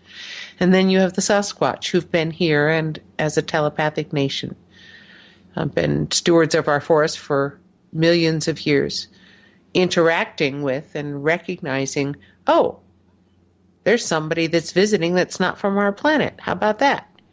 And the cultures of the Sasquatch and the cultures of some of the star nations seem to get along very well. Do we hear from our friends at the Sandia Mountain Information Station that occasionally they will taxi or ferry Sasquatch from point A to point B. Believe it or not, yes, we have heard of that. I was asking a number of Sasquatch researchers if they could spontaneously give me the shape or a description of the craft that they've seen while they've been out squatching, because I wanted to do a comparison as to how many people saw, say, spherical vessels versus saucers versus octagonal versus triangular. And so this fall we asked that question and got the input back. And what we got back was it seemed to go across the spectrum. The number of type of craft that individuals who both interacted with Sasquatch and UFOs or extraterrestrials all in the same squatching outing varied all over the planet and did not seem to have a standard. So octagonal craft, spherical craft, saucer-shaped. I don't remember anybody saying it was triangular. I do remember descriptions of plasma craft. Cigar-shaped. Yeah, cigar-shaped. All right. So is there a connection? Our research tells us yes, and the research of many other people around the world witnessing it firsthand while they're out squatching says yes as well. That is a little bit deep. I hate to sound a little muffled on that, but it does seem a little bit deep and, way off base with a little bit of modern science, don't you think? Well, I'm not sure if modern science has caught up with ET quite yet. Do we understand everything that's going on out there in our forests and with the Sasquatch cultures or with the extraterrestrial cultures that are camped out here? No, I don't think we have the take on all of that and all of the explanations behind what we see and what we experience. Some of it is so far out, it almost seems like magic. But I remember hearing somebody say once that the definition of magic was technology that we hadn't quite figured out yet. I don't know. What mystical powers, then, have you guys figured out that Sasquatch may have that keeps us as humans from seeing him? Because I'll tell you, I have my own theories in regards to why all of these videos or all of these photographs are somewhat blurry. So I'm curious what you guys think. Well, all right. We've got an inside scoop on a couple of things. And one of them is if you examine some of the Sasquatch Nation's hair under a microscope, you find that the shaft is different than our hair and is got a fiber optic capability that we don't have an explanation for. And we've seen that more than once. So is that, or could that be part of this mystery? Maybe. All right. Have we witnessed Sasquatch going from visible to invisible in a single blink? Without a flash of light, without anything, almost looks like they stepped through a doorway. Yes, have seen that. Have we had the Ponti describe to us that any telepathic nation, including the Sasquatch, can move you from being awake into a hypnotic, suggestible state and suggest to you that they don't see you, or you don't see them, that you look through them? Can they have that capability? Yes. Could they instead put an image into your head that they look like another animal, a bear, a deer, an otter, another human, maybe? So do we have explanations for that muffled photographic effect around them? Gosh, I don't know that we have solid explanations, except that the theory has to do with what it takes for them to step across or step between from being visible to not being seen. Is that a phase shift in a light spectrum? Hard to know. Is it a doorway? I don't know either. But I think the suggestive part of it is very strong when you take examples like the photographs we saw that were done in the dead of winter by a Sasquatch of the summer and spring. Oh, that, yeah. What Otter is referring to is instead of trying to put up trail cams and take a picture of Sasquatch and catch them, some of the researchers have gone to leaving at their gifting tree cameras, disposable cameras, and saying, this is how you operate this device. Would you please take it back to your home, take some pictures, and then bring it back and show me? I would love to see. And so they left cameras for Sasquatch, and Sasquatch took pictures with the cameras. Of the summer. And so what they found with the film is if they left a camera in the middle of winter in Ontario with snow on the ground at 20 below, the pictures that came back within the hour were pictures of daylight, not nighttime, and foliage on trees that looked as if it might be in early fall instead of the dead of winter. So how does Sasquatch take a picture that's in daylight when it's 2 o'clock in the morning? There are anomalies that we don't have explanations for. So all we're doing is still gathering more evidence and trying to go, how does this fit in? Got a question from Bob here. Hi, Bob. How you doing, brother? Love you, bro. He's a very big part of our show. He introduces me into the show. Yeah. Yeah. Mm-hmm. And Bob is asking, in past years, crashed UFOs have been found with, at times, mutilated human body parts in them. Would you ask your guest, so I'm asking Sue, Otter, which ET nation would be responsible for this and their reasoning? Why so cruel? Okay, I don't know if I understand. You're saying that the crashed UFO had Earth human body parts in it? Yes. Okay, so then that leaves me to wonder, is the crashed UFO really ET, or is it Earth human built from one of the nations that's done some back engineering? And that's the question as to where did the body parts come from?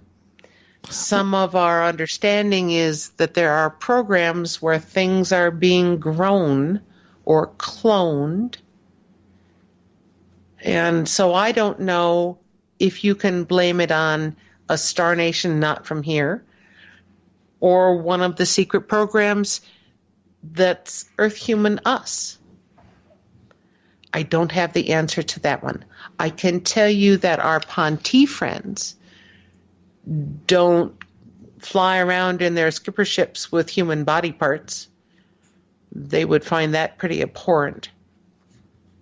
And so I would say the other thing that I want to remind everybody is there's not just one star nation visiting our planet. Wrap your head around that. Right now, our friends say that on any given day, 70. Yeah, 70 to 80 separate star nations visit our world.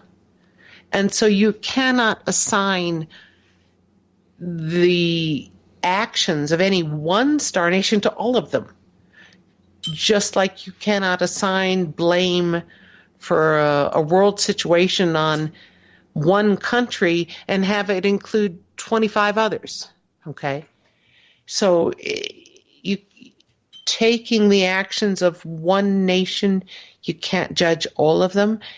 Every one of them is different, just like every culture here on our planet is different.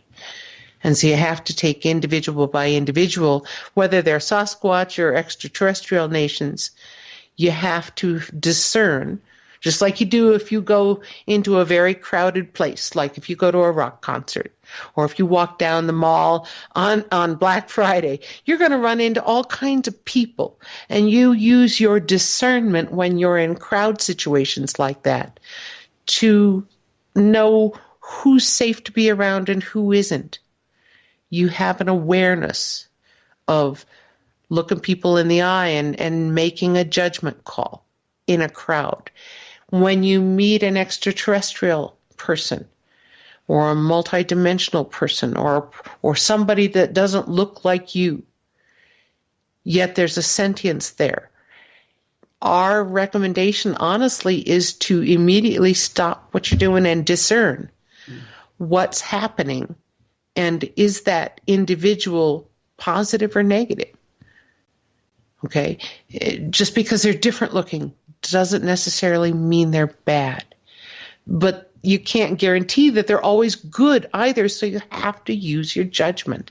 You have to use your life experience. You have to observe the situation. Are they really being threatening? Or are they just protecting their families? Are they trying to scare you, or are they just standing there and they look different than you? And so we say, when you meet any kind of an extraterrestrial nation or a different person, please use your discernment and immediately assess their nonverbal first, because that'll tell you where the truth lies. If their nonverbal gestures are not threatening, then you can stand down a little bit and not make yours threatening either. Does that make sense? It does in a perfect world, but there's a lot of people, Sue, who are having very, very negative contact. Well, all right. So describe negative contact and what prompted it. What happened that the negative contact occurred? Well, I mean, people getting kidnapped out of their rooms, probed in all sorts of orifices, needles in the eyes. I know people who've done that. I know people who've experienced bad things. I've experienced bad things personally. And, you know, the fact that you're being taken out of your bed at night without permission, that's another one that isn't too classy on their part. Well, all right. I'm going to agree that having anything physically done to you can be very disturbing. All right. Here's the other side of it that you may not know. What our friends describe when they visit somebody that they're interested in, let's say that they've chosen you and they visited you a couple of times, and they come a third time and they realize that, oh, hey, Dave got something wrong with him. Maybe we can take him up to the ship and help him so that this medical thing that's starting to manifest doesn't happen. And so have we had individuals describe to us being dipped in a nutrient bath of some kind that absorbs through their skin? Yeah, we have. More than one individual has called us or written to us describing this, or describing being at home and waking up in the shower or waking up in the bathtub, or having this strange amber liquid drain out of their ear onto their pillow, or collecting samples of things from their skin. We've had contactees describe all of those things. But the Ponti tell us that they don't take you because they want to hurt you. They take you because they're interested in you and think you have potential. They don't do medical things to try and injure you. Our Ponti friends tell us that they do wellness checks to make sure you're okay, because they've been studying you for a while and want to keep that up and don't want something bad to happen. All right. So have we seen that side of it? Yes, we have seen that. We know that they have medical technology far beyond what we have that repairs tissue in a multi-dimensional, multiphasic way. So I'm not sure that you can say that all star nations would be guilty of attempting to hurt you, injure you, or purposely cause you fear. Oh, I'm not saying that. I'm not saying that at all, as we only got about 2.5 minutes before we got to go to a break. Okay. I think it's much like humans. All right? I think for the most part, human beings are pretty good people. They want to like each other. They want to feel love. They want to feel admiration for their fellow human being. But there's a lot of bad apples out there, too. And I think that's kind of what happens. All right? Well, I think the reality of it, Dave, is all societies have the good, bad, and the ugly. Exactly. And we have to just learn how to disseminate who those individuals are. And that comes from experience of time of interaction on a telepathic level with numerous individuals. Again, it doesn't come overnight. Discernment as soon as you meet somebody. Years at this. Mm-hmm. Yeah, and I could see that, okay? And, have your alien friends ever talked to you guys about who is doing this horrific nightmares that people are having? We have had discussions with them on some of it. They haven't been specific with which countries here on Earth have those kinds of capabilities and which do not, but we do know that some abductions that take place are Earth human caused and not ET caused. We cannot say that no ETs have ever abducted Earth humans. They have. But I can't say that we have been warned off of any particular culture, and because we really haven't gotten a lot into the politics of what's going on out in our galaxy between various star nations, alliances and factions and things along that line. We know that there are alliances. We know that there are conflicts out there, just like there are conflicts here. If you see it happen on Earth, likely it happens in the galaxy too. But have they said this nation or that nation cannot be trusted, or you want to be careful of these folks? They have let us know a little bit of the Earth history about all of that. And so maybe that's a topic after the break. Well, we can get into it more, and you've also got some stories from some real strange, weird creatures that we want to get into, fabled type creatures. This is what I want to get into with you in the next half hour, because we only got you for another 30 minutes here, and it's unfortunate. We could talk all night. Sue and Otter, their website is officialfirstcontact.com. Go check it out. This is a real interesting show tonight. We got more with them right after this on Spaced Out Radio.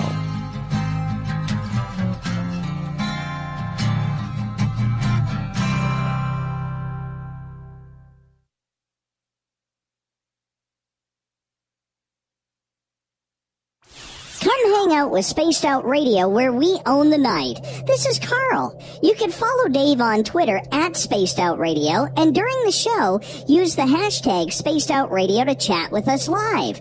On Instagram, at Dave Scott SOR. On Facebook, give our page a like, Spaced Out Radio Show. SOR archives are free on YouTube at Spaced Out Radio. Come join us, or I will come join you. See you at your window. At spacedoutradio.com, we have a little bit of everything for you to stay up late. So while you're there, check out our SOR Newswire, where our team brings you stories of the weird and strange to the WTF from around the globe. News on Bigfoot, UFOs, paranormal, Darwinian-type crime tales. It's the stories that the mainstream media usually won't touch. Well, we got them all on the SOR Newswire, only at spacedoutradio.com. You're listening to Spaced Out Radio Live with Dave Scott on the Deep Talk Radio Network. You know, it's hard being the bad man of ufology, but that's just the way that I like it. This is Chris George Zuger, and I'll be hanging out with Dave Scott and SOR scientist Chris Cogswell for Reality Paranormal, the second Wednesday of every month. And our job is to break it down and come to conclusions as to what is really going on in the supernatural world. I'd love for you to join us right here on Spaced Out Radio.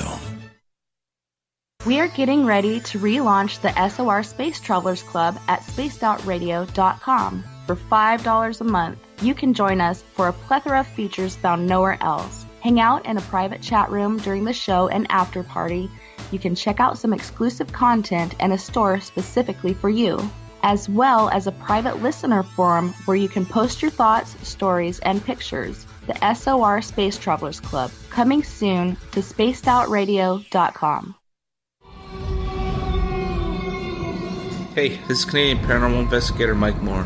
The third Wednesday of every month, I'll be teaming up with Dave Scott to bring you Ghosts of the Great White North. Each month, we will bring on guests from across Canada to discuss their ghostly encounters. Canada is a paranormal hotbed with stories you've never heard, so we're going to bring them to you. So get comfy on your Chesterfield, grab a donut, and join us, eh?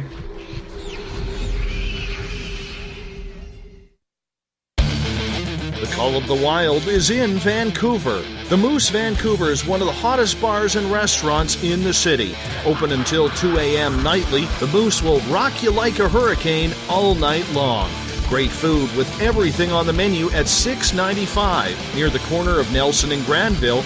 Get your horns up and come rock with us. The Moose Vancouver, the official rocking bar of Spaced Out Radio. Do you want to know what's really going on in your world? Do you have questions about who you can trust in the mainstream media? Then look no further than the Rebel Planet. Come get the straight answers right here at spacedoutradio.com. Join me, Jamie Sexton, creator of Rebel Planet News, as I fill you in on the stories behind the stories. All you truth seekers, be sure to tune in to Rebel Planet on spacedoutradio.com the third Thursday of every month. So, you love talk radio? Then you'll love TalkStreamLive.com. TalkStream Live is always on, 24/7, with the best streaming talk shows. Find your favorite talkers and discover some new ones. It's free, readily available online or on mobile with any smartphone or tablet. Finding your favorite talk shows all in one place has gotten a whole lot easier. Just go to TalkStreamLive.com. Be sure to download the free apps from Google Play or the iTunes App Store. Looking for a place to advertise at a very reasonable cost? Look no further than Spaced Out Radio. SpacedOutRadio.com has an advertising tab that you can click to check out our daily, weekly, and monthly packages to play on the radio, or our website including social media. From commercial spots to banners, we have it all. Check out our competitive pricing today.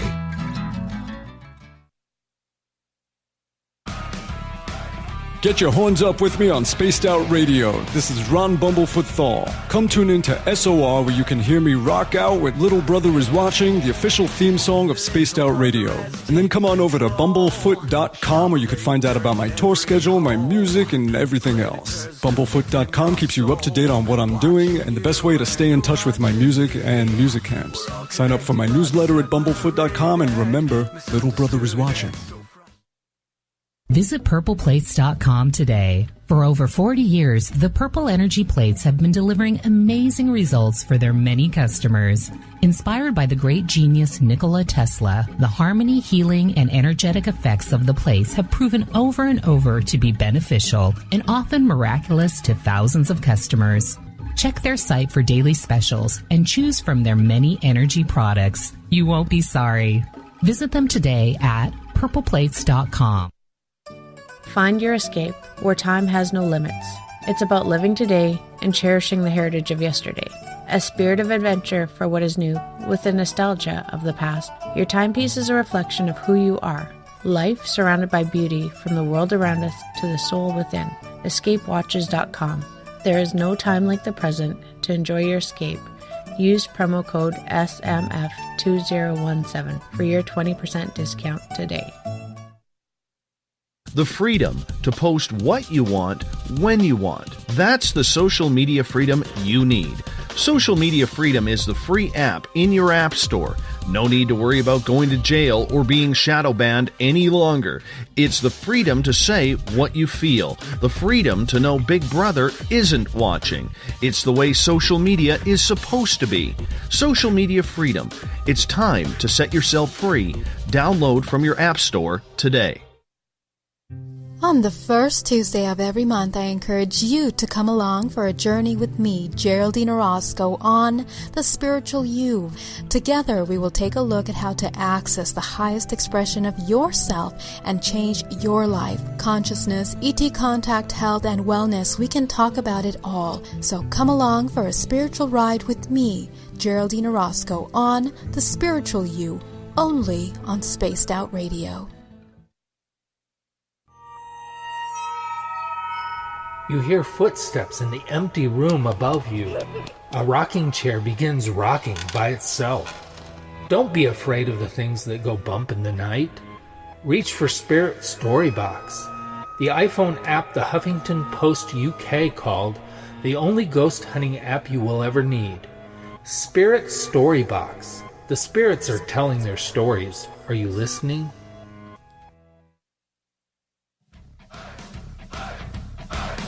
Would you like to connect with us? Head to spacedoutradio.com for all your latest show info. Now, back to Dave Scott and SOR. Welcome back to the third and final hour of Spaced Out Radio tonight. I am your host, Dave Scott. Thank you for being with us. Our guest for tomorrow night, Tom Hatzis, had to cancel this evening. He got called into work tomorrow night. So we are going to find someone new for tomorrow. I'll have someone. I don't know who it is yet. It's like 11:06 p.m. Pacific. So I'll get up early. I'll find a guest. I'll get it on social media as quickly as I can. But I can guarantee you there will be a show tomorrow night, 9:06 Pacific, 12:06 a.m. Eastern at spacedoutradio.com. We welcome back everyone listening in on the SOR Radio Network and Deep Talk Radio. Don't forget, all of our archives are free at youtube.com/spacedoutradio. Do me a favor, hit that subscribe button. Bill Cardwell has set the password for tonight in the SOR Space Travelers Club. Tachyphylaxis. Tachyphylaxis is your password. Make sure you use it wisely, Space Travelers, as Bill calls the password each and every night, right here on the mighty SOR. Our website is spacedoutradio.com, where we have a plethora of features for you. You can rock out to Bumblefoot. Soon, shop at our brand new Spaced Out Radio store. We're going to have some great swag on there.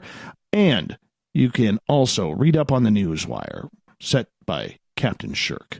She's doing a great job downloading them as we speak, because that's what she does. She's a workaholic. Tonight we are talking with Sue and Otter. They are out of New Mexico. They are ET contactees, also have good relationships with Sasquatch and other beings. Officialfirstcontact.com is their website. Sue, Otter, welcome back to the show. Thank you, sir. Thank you. Now, in our pre-show phone call, Sue, you told me about some really strange and weird creatures that you have seen running around and met up with. You got to fill the audience in with these. Oh, boy. All right. So here's the story. Everybody thinks about New Mexico as the land of the Zeta-looking extraterrestrials, and with the large head and the large dark eyes and the thin body and the long limbs and the long fingers. However, what we have come to find out is that this desert southwest area of the United States is home to facilities of more than one star nation. Have we seen what we describe as amphibian-like looking extraterrestrials? We refer to them as Sauron, S-A-U-R-O-N. And yes, we have seen. Have we seen reptilian-looking extraterrestrials whose face reminds you more of a Tyrannosaurus Rex? Yes, we have. Back in 2012, in an area known as the Four Corners in the United States, where We've got 4 states all coming together, Arizona and New Mexico and Colorado and Utah all form an X. That area is Navajo reservation, and the Navajo refer to themselves as the Dene. And so the Dene reservation people are used to a number of different kinds of cryptids and Sasquatch. It's part of their history and part of their interaction. But back in 2012 on the Navajo or the Dene reservation, where they normally had reportings of Sasquatch, in the spring of 2012, the Navajo Times, which is their newspaper, reported that they had more griffin, centaur, and Pegasus sightings than they had Bigfoot that year, and that was unusual. You think? Centaurs? Really? Centaur. No kidding. Centaur is what the Navajo Times described. And so what's going on in that area? And is somebody putting together things, or is stuff coming through a doorway? We don't know. All we know is when you get repeated reports of very unusual creatures that you normally think of in medieval and ancient Europe and Asia, it makes you go, what's going on here? All right. Do we know that down in the Gila area of New Mexico, the Gila National Forest area is a mountainous area. It's got some elevation. It's got some high desert pine. It's pretty remote. There aren't very many roads. The topography and terrain is hard to get around. Are there occasional hot springs because of the activity underneath the earth? Yeah, we've got hot springs popping up in various places down there. But down in the Gila, there are reports of other than Sasquatch, which there are, other cryptids, the dogmen, the other under the ground individuals that we don't know what to call their star nation. Yeah. Or we don't know if it is a star nation versus is it a subterranean nation? Because the tunnels and the mining and the caves underneath a lot of that area of New Mexico as well as northern New Mexico is pretty powerful stuff. I mean, there's a lot going on. And so are we aware that the cave system that you know as Carlsbad Caverns, I'm not sure, according to our Ponte friends, that that's the only large cavern system in this area. They've shown me images of one that extends over into Arizona from New Mexico that I'm not sure that we can say that we've rediscovered. Parts of it, when I look at it, when they show it to us, look created, man-made. So I'm not sure if all of it is natural even. It's a big question, but what we do know is there's underground tunnel systems that go from New Mexico all the way to the Pacific coast. Griffins? Yeah, griffins. I'm still blown away by the centaurs. Never mind Pegasus. Yeah, I would love those. We did not witness ourselves. Those came out of an article from the Navajo Times. And so we have copies of that if people want to see where and when it was published. We referenced that in one of our lectures that we do talking about the Sasquatch and the Ponte and the connection between ET, Sasquatch, and telepathy. We go to conferences and speak. And so if any of your listeners are holding conferences and looking for speakers, we'd be happy to come talk to them about exactly what we know about all these connections and try and help your listeners put together puzzle pieces too. Did you see the Pegasus? We did not. We did not. Is there footage of it, photographs, anything that we could latch onto to say it's fake? Boy, you know what? I do not have the answer to that. You know who I would ask? I'd ask the Navajo Rangers. Mm-mm. You don't think What's so? her name? Oh, sure. Brenda Harris. All right. So there's a paranormal research group called Shadow Seekers out of New Mexico.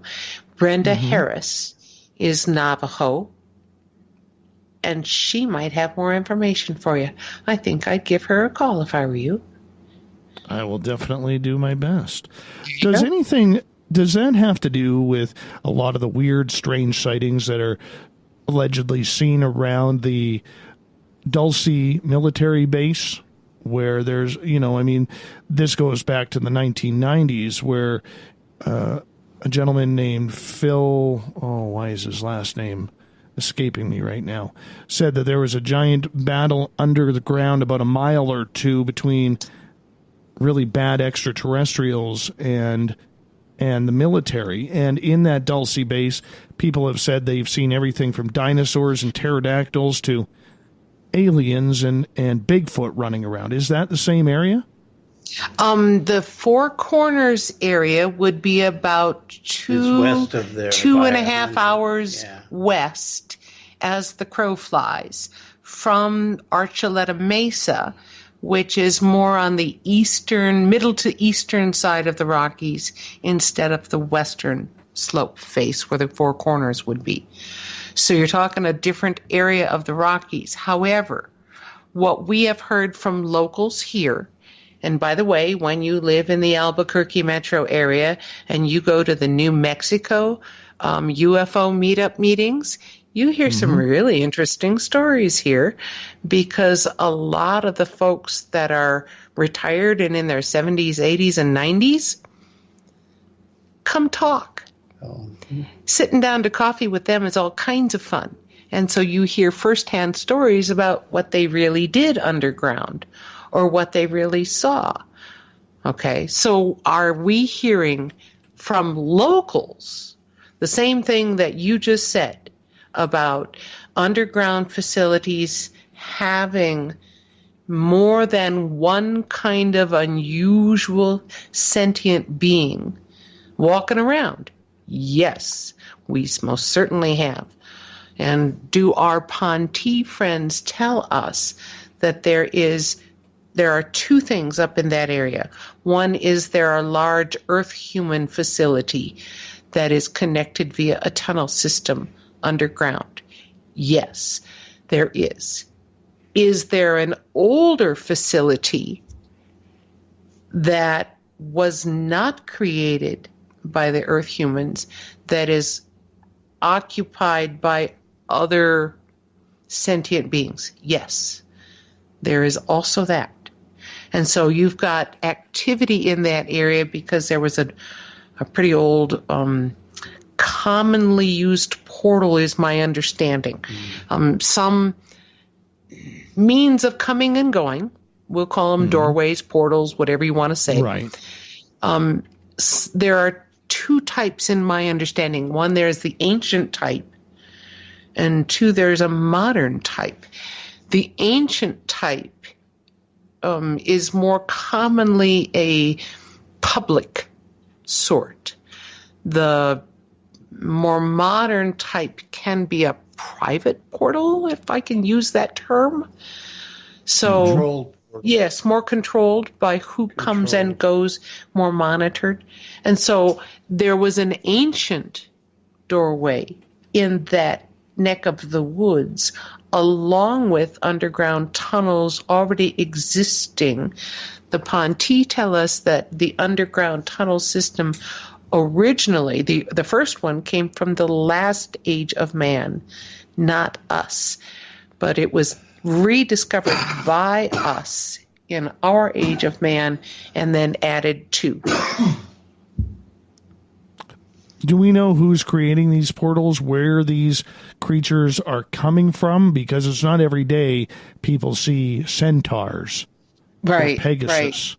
So with centaurs or Pegasus and those creatures that have an a history on our world, but perhaps not necessarily in that area or that neck of the woods.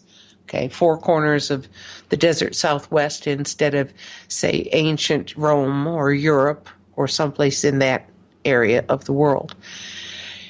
When we see the commonality in description and the overlap, it prompts 2 questions in my head. One, is it possible that there's a cloning program somewhere? I suppose that's possible. That doesn't explain the same kinds of sightings described in old Europe. And so I think the simpler explanation is probably the more logical one. The simpler explanation is there is a race that looks like this. They exist. They don't come here very often, but for reasons unknown, in the spring of 2012, they decided to show up or were invited to that area. Do we know if they came through the Dulce portal? We have no idea. We know that that's a little bit far, but if you have a ship of any kind versus you're being on foot, it's different. Do we know where doorways lead? Do they lead to another dimension? Do they lead to another planet? Boy, good question. I think that part is where some of our black budget money might be going to research those kinds of things. True enough. True enough. Phil Schneider was who I was thinking of. Thank you, Jeff. I couldn't get the last name off my tongue.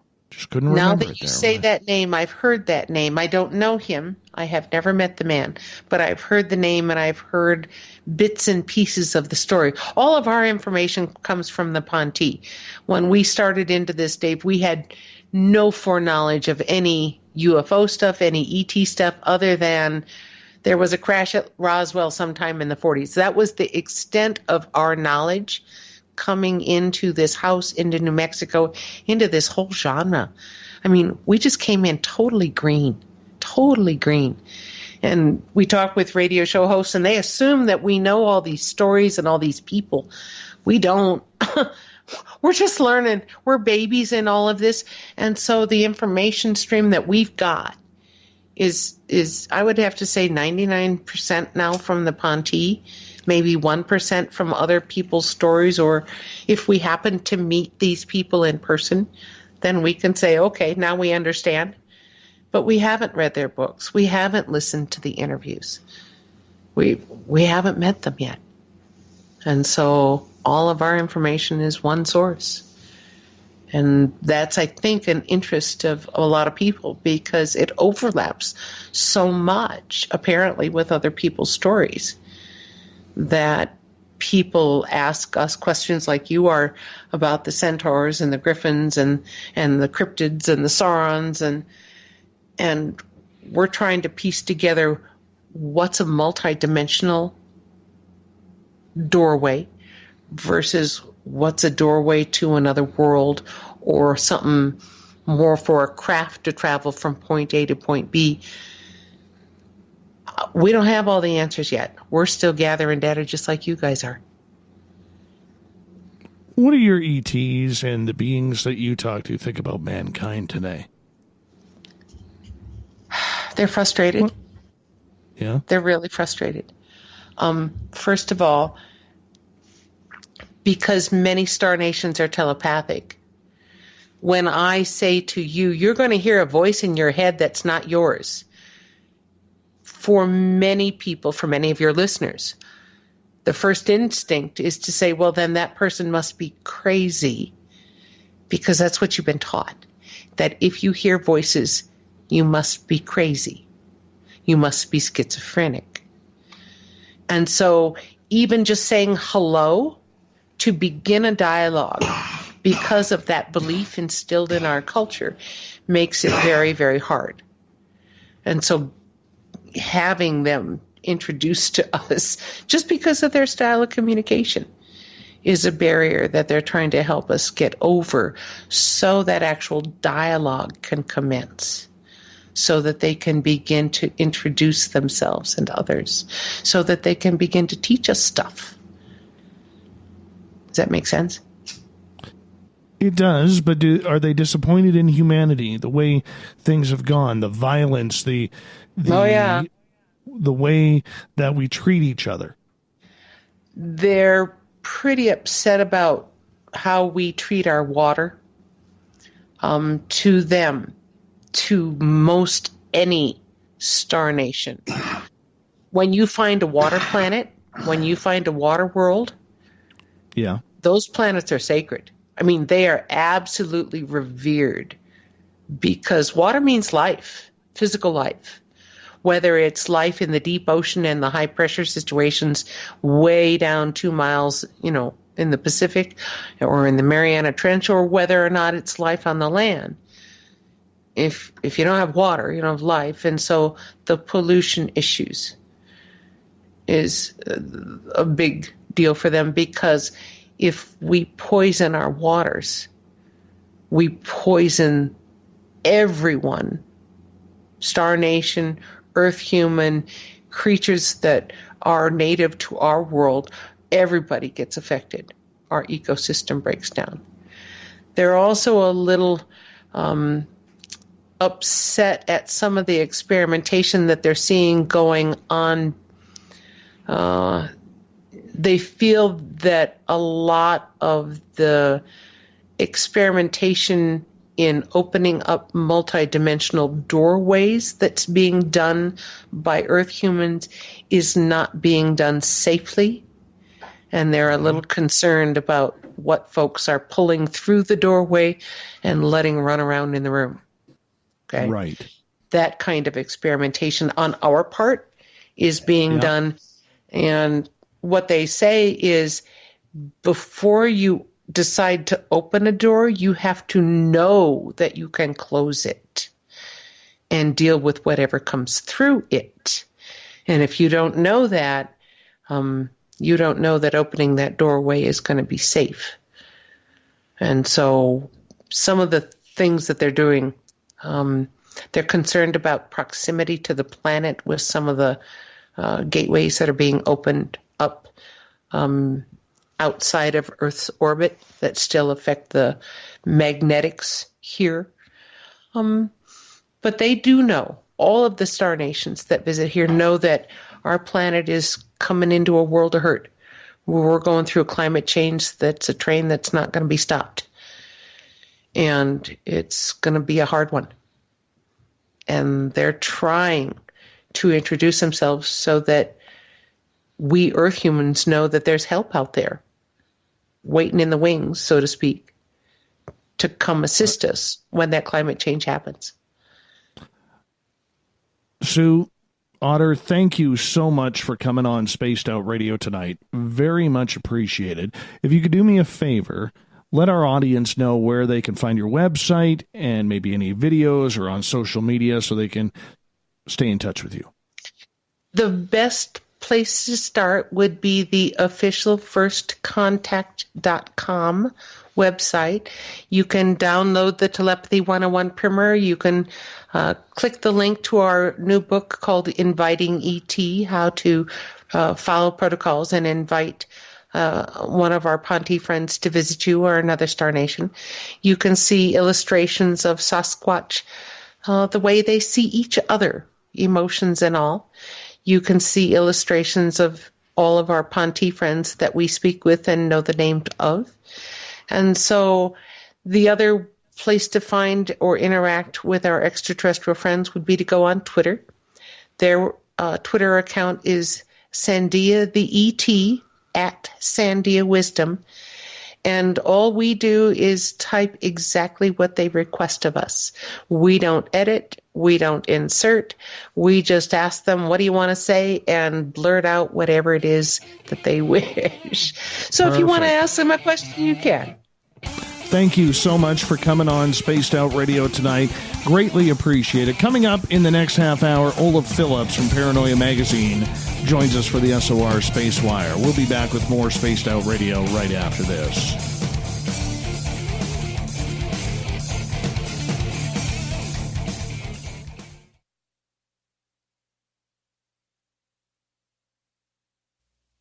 You're listening to Spaced Out Radio Live with Dave Scott on the Deep Talk Radio Network.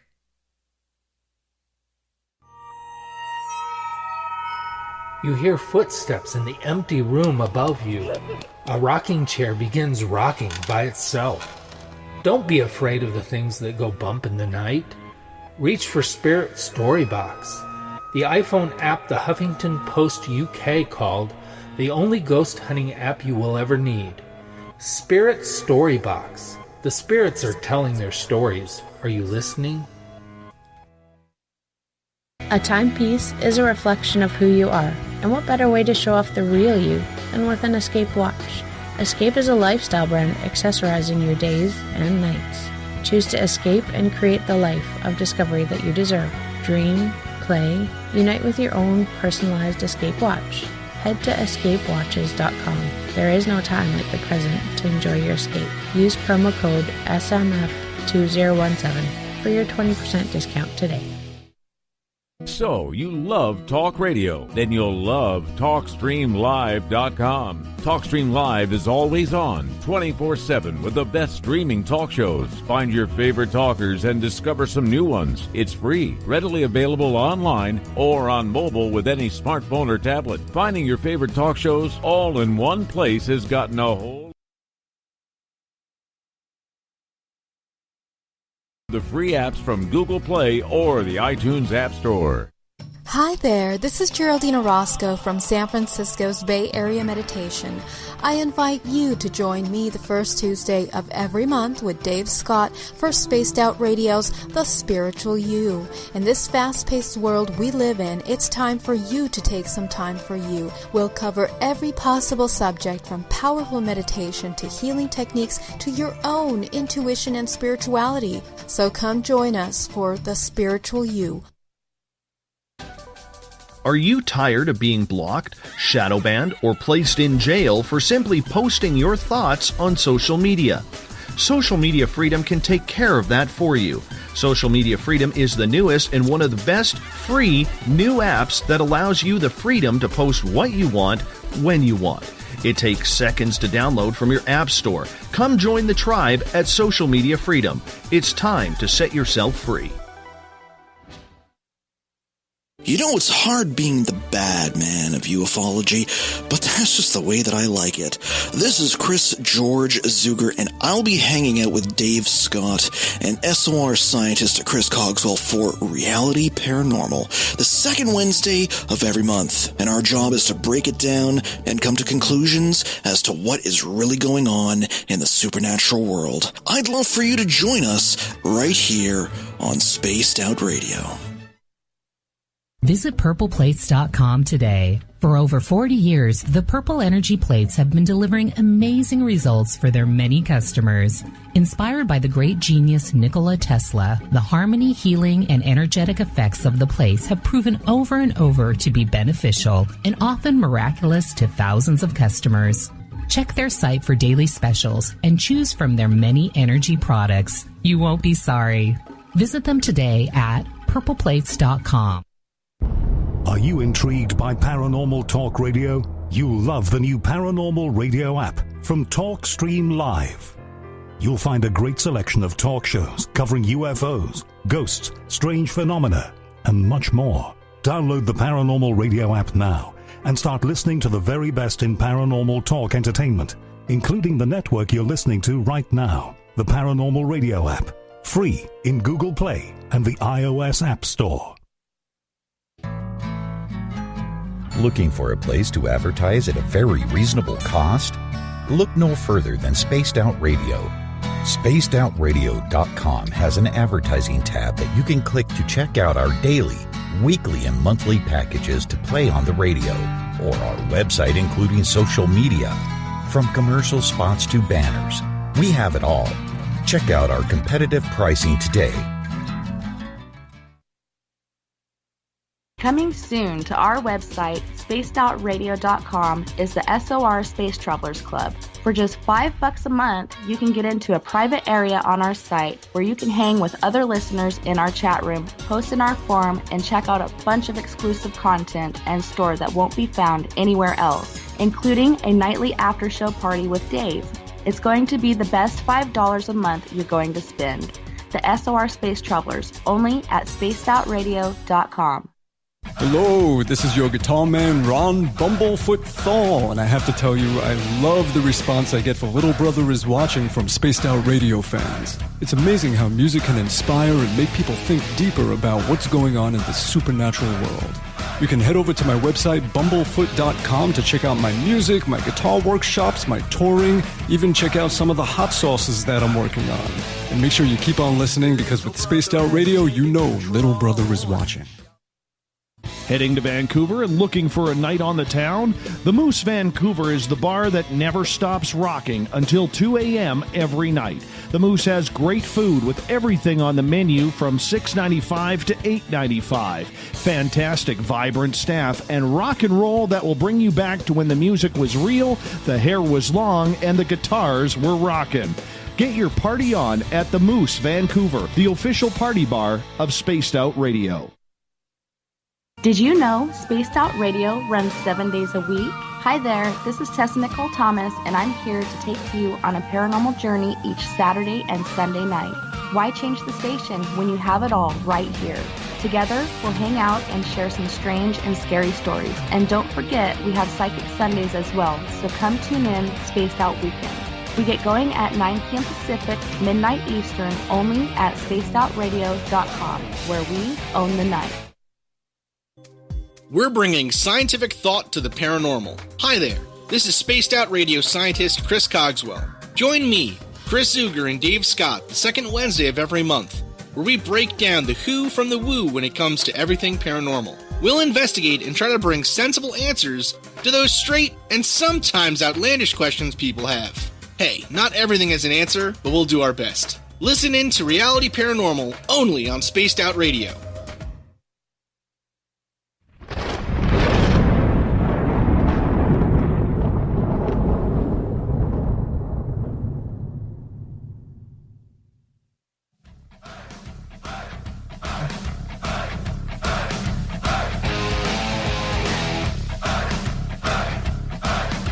Welcome back to the final half hour of Spaced Out Radio tonight. We've rounded third. We are heading for home. And it's that time of the night where we bring in the math, man, the myth, and the space adventure legend, Olaf Phillips from Paranoia Magazine.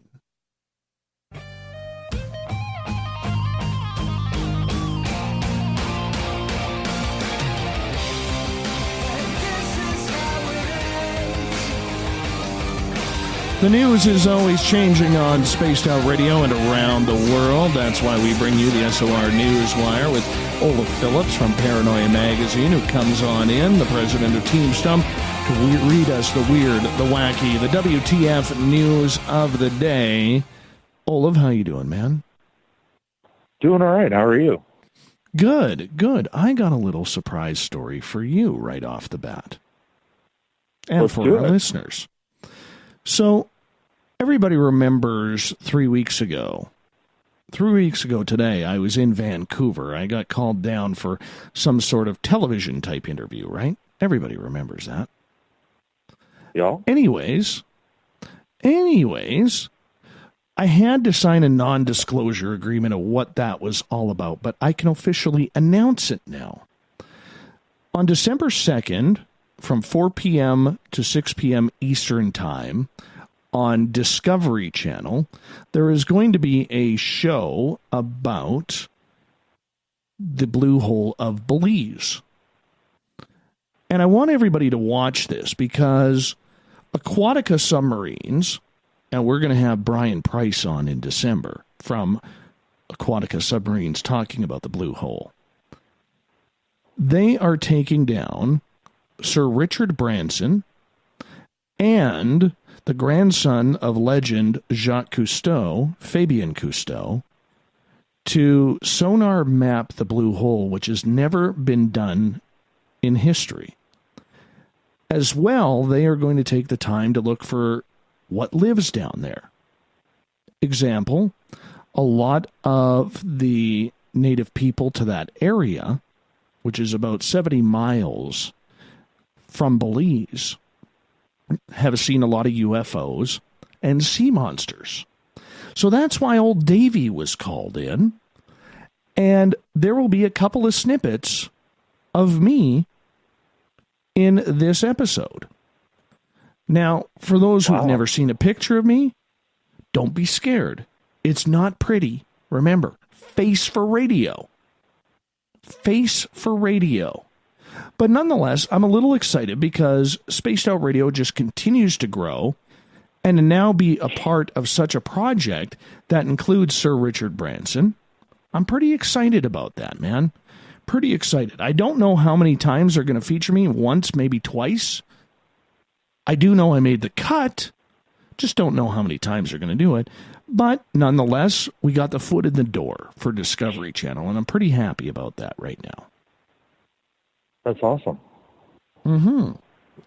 And also what they're going to be what they are going to be doing is they are going to be broadcasting with a live feed during that time, East Coast time, 4 p.m. Pacific, 6 to 6 p.m. Pacific.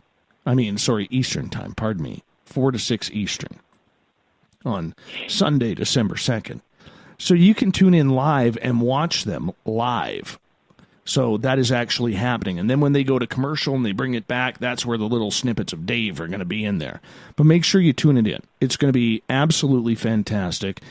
They have given us an opportunity, so I'd love all Spaced Out Radio people to tune into Discovery Channel and watch Aquatica Submarines take Richard Branson and Fabian Cousteau down to the bottom of the blue hole in Belize. That would be really cool. So I'm pretty stoked about that. You should be. That's very cool. Yeah. That's a hell of a story. Yeah. So that's my news. What do you got for us, man? Well, this just in from England. Referee banned by FA after rock, paper, scissors blunder. Uh-oh. London. Referee David McNamara has been handed a 3-week ban by the English FA for asking two captains to play rock, paper, scissors to decide the kickoff before the Women's Super League match after forgetting his coin, British media reported on Tuesday. The incident took place ahead of Manchester City's home game with Reading on October 26th and involved their skipper, Steph Houghton, and visiting captain Christy Pierce. A coin toss to decide who kicks off is a requirement under the laws of the game, but McNamara left his coin in the dressing room and allowed the captains to play rock, paper, scissors to determine kickoff and playing ends, the BBC reported. The FA can confirm that referee David McNamara has been suspended for 21 days starting Monday, 26 November, for accepting a charge of not acting in the best interests of the game, an FA spokesman was quoted as saying. So, no rock, paper, scissors at soccer games in England. This doesn't surprise me. Or actually, this does surprises me. Because, as you know, in Dave's world, if sport was religion, soccer would be the Antichrist. That's how I feel about it. So the fact that they allow guys, grown men, to roll around on the ground like they've just been shot by an AK-47 just to get a card, and then they jump back up and, oh, nothing happened, I'm great.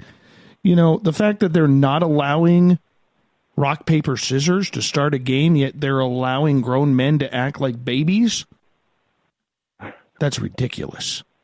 You hit a soft spot with this one, Olaf. You hit a soft spot. And for all you parents out there, hold on. For all you parents out there, now I'm going to rant, who allow or promote soccer to your children, shame on you. Shame. Let your child grow up to be a well-posited human being. Oh, soccer. Terrible. Terrible. You know what? I was a goalkeeper. In soccer. Did you have your beard? Did you have your beard back then? No, I was a little young for that. But I was a goalie. I played soccer for a long time. Honestly, man, I cannot see you without your beard ever. I'm sure you were 3 years old and had a 5-day shadow. It was frightening, yes. You know, when I worked for a drugstore called Thrifty's, and they had a policy where you weren't allowed to have facial hair. So what I would do is I hate shaving, so I'd start to grow the beard until the manager told me I had to shave it off, and then I'd shave it off. And then I'd go right back to growing the beard again. I haven't shaved in like 2 weeks. No, 3 weeks probably. Haven't shaved in like 3 weeks, man. I haven't shaved in like 15 years. Oh, nice. I hate shaving. Nice. I don't mind a good shave. I really don't mind a good shave. You know, I mean, especially if you're quaffing like an Uncle Dale Power Stash or something like that. No. You know, but I shave when I have to. The beauty of having or doing what I do now, I don't have to shave. I love it. Next story, my friend. Also on the news or the sports wire, pro darts players accuse each other of farting during match. I saw this. In losing a Grand Slam of darts match to two-time world champion Gary Anderson by a 10-2 count, Wesley Harms was outclassed, but he claimed afterward that he was also outgassed. Anderson strongly denied the accusation of rampant farting during their showdown, saying that he thought the offensive odors were coming from his opponent. The two professional players pointing the finger at each other, no word yet on whether either actually pulled the finger, became the talk of the darts world over the weekend. We've got to get to the bottom of this, joked Professional Darts Corporation Chairman Barry Harn on Saturday. The back and forth began Friday with Harms, 34, blaming his poor performance on an assault of his olfactory senses. It'll take me 2 nights to lose the smell from my nose, he said. Oh, I gotta love that one. You know, I'm surprised this hasn't come up in the past. I really am. You know, I mean, those guys work in close capacity. They really do. But I mean, I cannot see where this hasn't happened before. I mean, it's dangerous. They're working in close capacity. I'm surprised, you know, that something really hasn't come out further than that yet. Farting is dangerous. Oh yeah. It's a dangerous thing. Oh, for sure. Well, for sure. Mixing it up a little, squirrel causes mass power outages. Officials say a squirrel is to blame for power outages that affected thousands of people in upstate New York. The New York State Electric and Gas says a squirrel got into a substation in the Buffalo suburb of Lancaster Sunday and knocked out 3 substations, leaving 12,000 customers without power. NYSEG says people in Alden, Marilla, Chicotagua, and Clarence were affected. Officials say 2 substations were restored by 2:45 Sunday and the third by 3 p.m. But it does not say what the squirrel did, just that a single squirrel was able to knock out power to 3 substations. My goodness. Gotta love that. You know, squirrels are actually evil little monikers. They really are.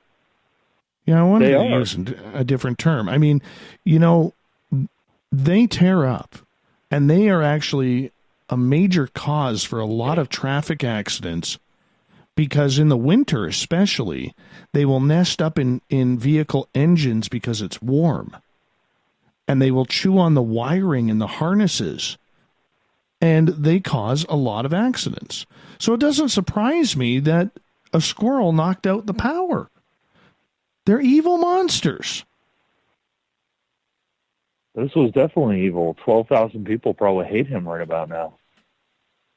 I know. Uncle Dale in the chat room says, hockey is for people who are incapable of doing sprints for 45 minutes, throwing up, grabbing some water, and sprinting another 45. When has a soccer player ever ran for 45 minutes? They're walking on a leisurely stroll in the grass. Well, it depends. I mean, there are games where that happens. Oh, come on. You know, Come on. It's bursts of excitement. Soccer is about bursts of excitement. The best athletes in the world in shape around. is hockey. Hockey is the best in shape players. They do. Yeah. You try going for 45 minutes on the ice, getting your body slammed into the boards, dodging a 100-mile-an-hour puck. Oh, it's a beautiful thing. Taking a cross check to the chin, that always hurts, but it makes you feel like a man. Oh, yeah. I'm getting excited. Yeah, says the Canadian. What do you say we go to the thought of the Dave? Let's do it. All right.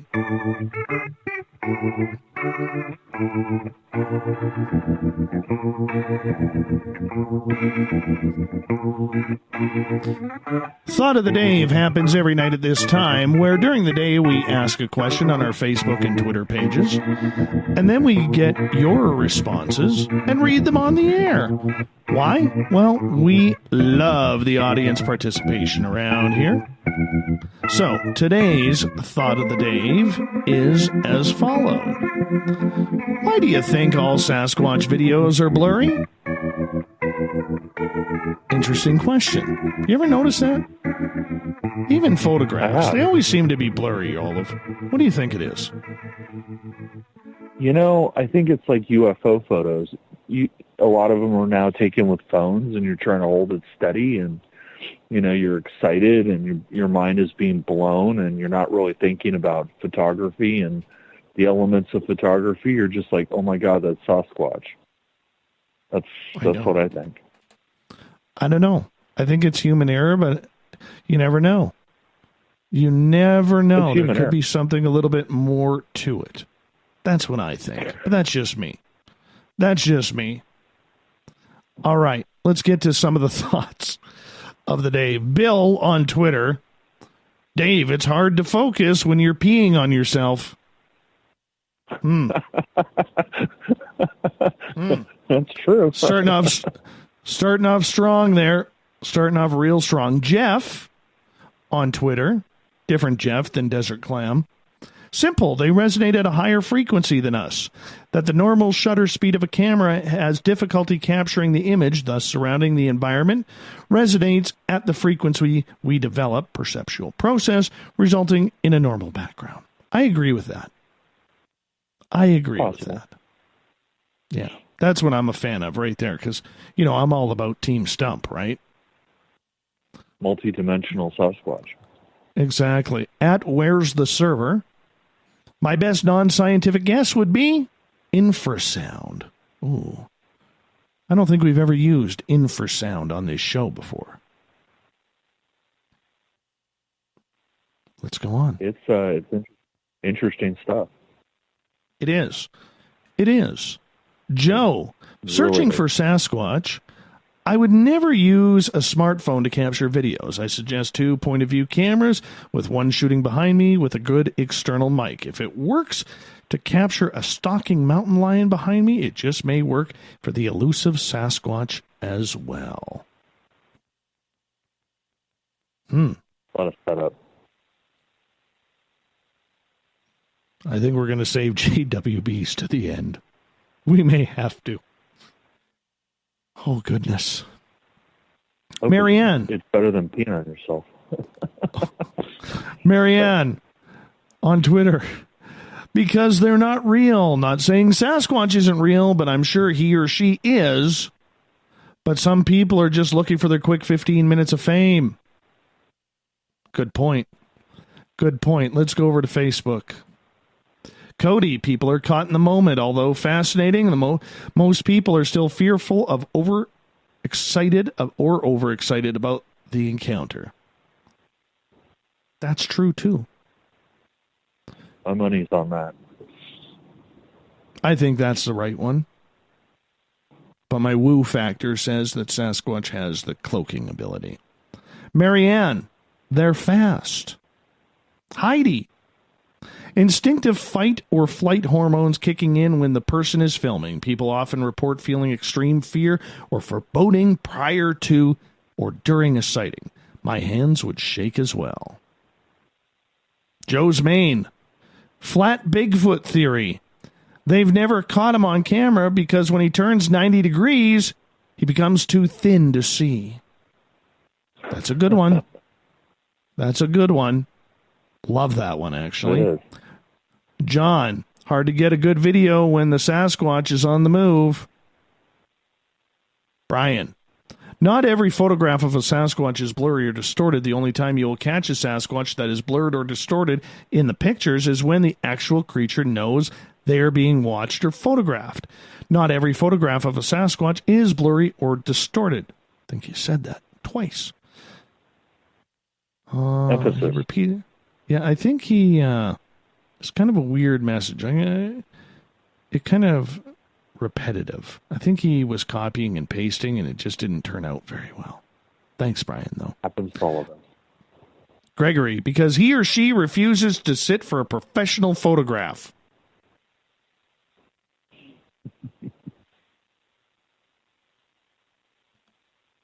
All right. Robin, because they're super fake. Ouch. Gail, it's hard to hold the camera steady when your lizard brain has identified a potential life threat and taken over. At that moment, you are going to fight or run for your life. A nice video is not at the forefront of survival mode. But what if we're not attacking? Kelly, who's got a great beard, because they are self-conscious about their looks and don't want anyone to see their naughty bits, so they blur themselves out. That's good. That was good. And we got time for one more. Let's go back to Twitter, to JWB. Because my uncle's back hair is difficult to airbrush. Literally. We're going to leave it on that note. Olaf, where can everybody find Paranoia Magazine? ParanoiaMagazine.com. Paranoia Magazine on Facebook, Paranoia Mag on Twitter, and Paranoia Mags on Instagram. Thank you, sir. We will talk to you tomorrow night. Also, you can find the SOR News Wire by going to spacedoutradio.com, clicking on the News tab. So, big thank you to Sue and Otter for coming in, talking aliens and Sasquatch. Tomorrow night on the show, mystery guest. That's what we're going to call it. I'll find someone for tomorrow night. Maybe Uncle Olaf will sit in and talk some secret space program with me. I think that's a good idea. Let's do that. We got Mr. Ron Bumblefoot Thal rocking on the 6 strings right there. Bumblefoot is the official music of Spaced Out Radio, rocking us in and out of every single show. Get your horns up for the guitar god himself. I want to say a big shout out to everybody listening in at home and at work, in your cars, wherever you may be. Everybody in the chat rooms tonight, thanks for doing your part. Thanks for playing along on Twitter at #SpacedOutRadio. It's been a lot of fun. We're going to do it again tomorrow, because together, my friends,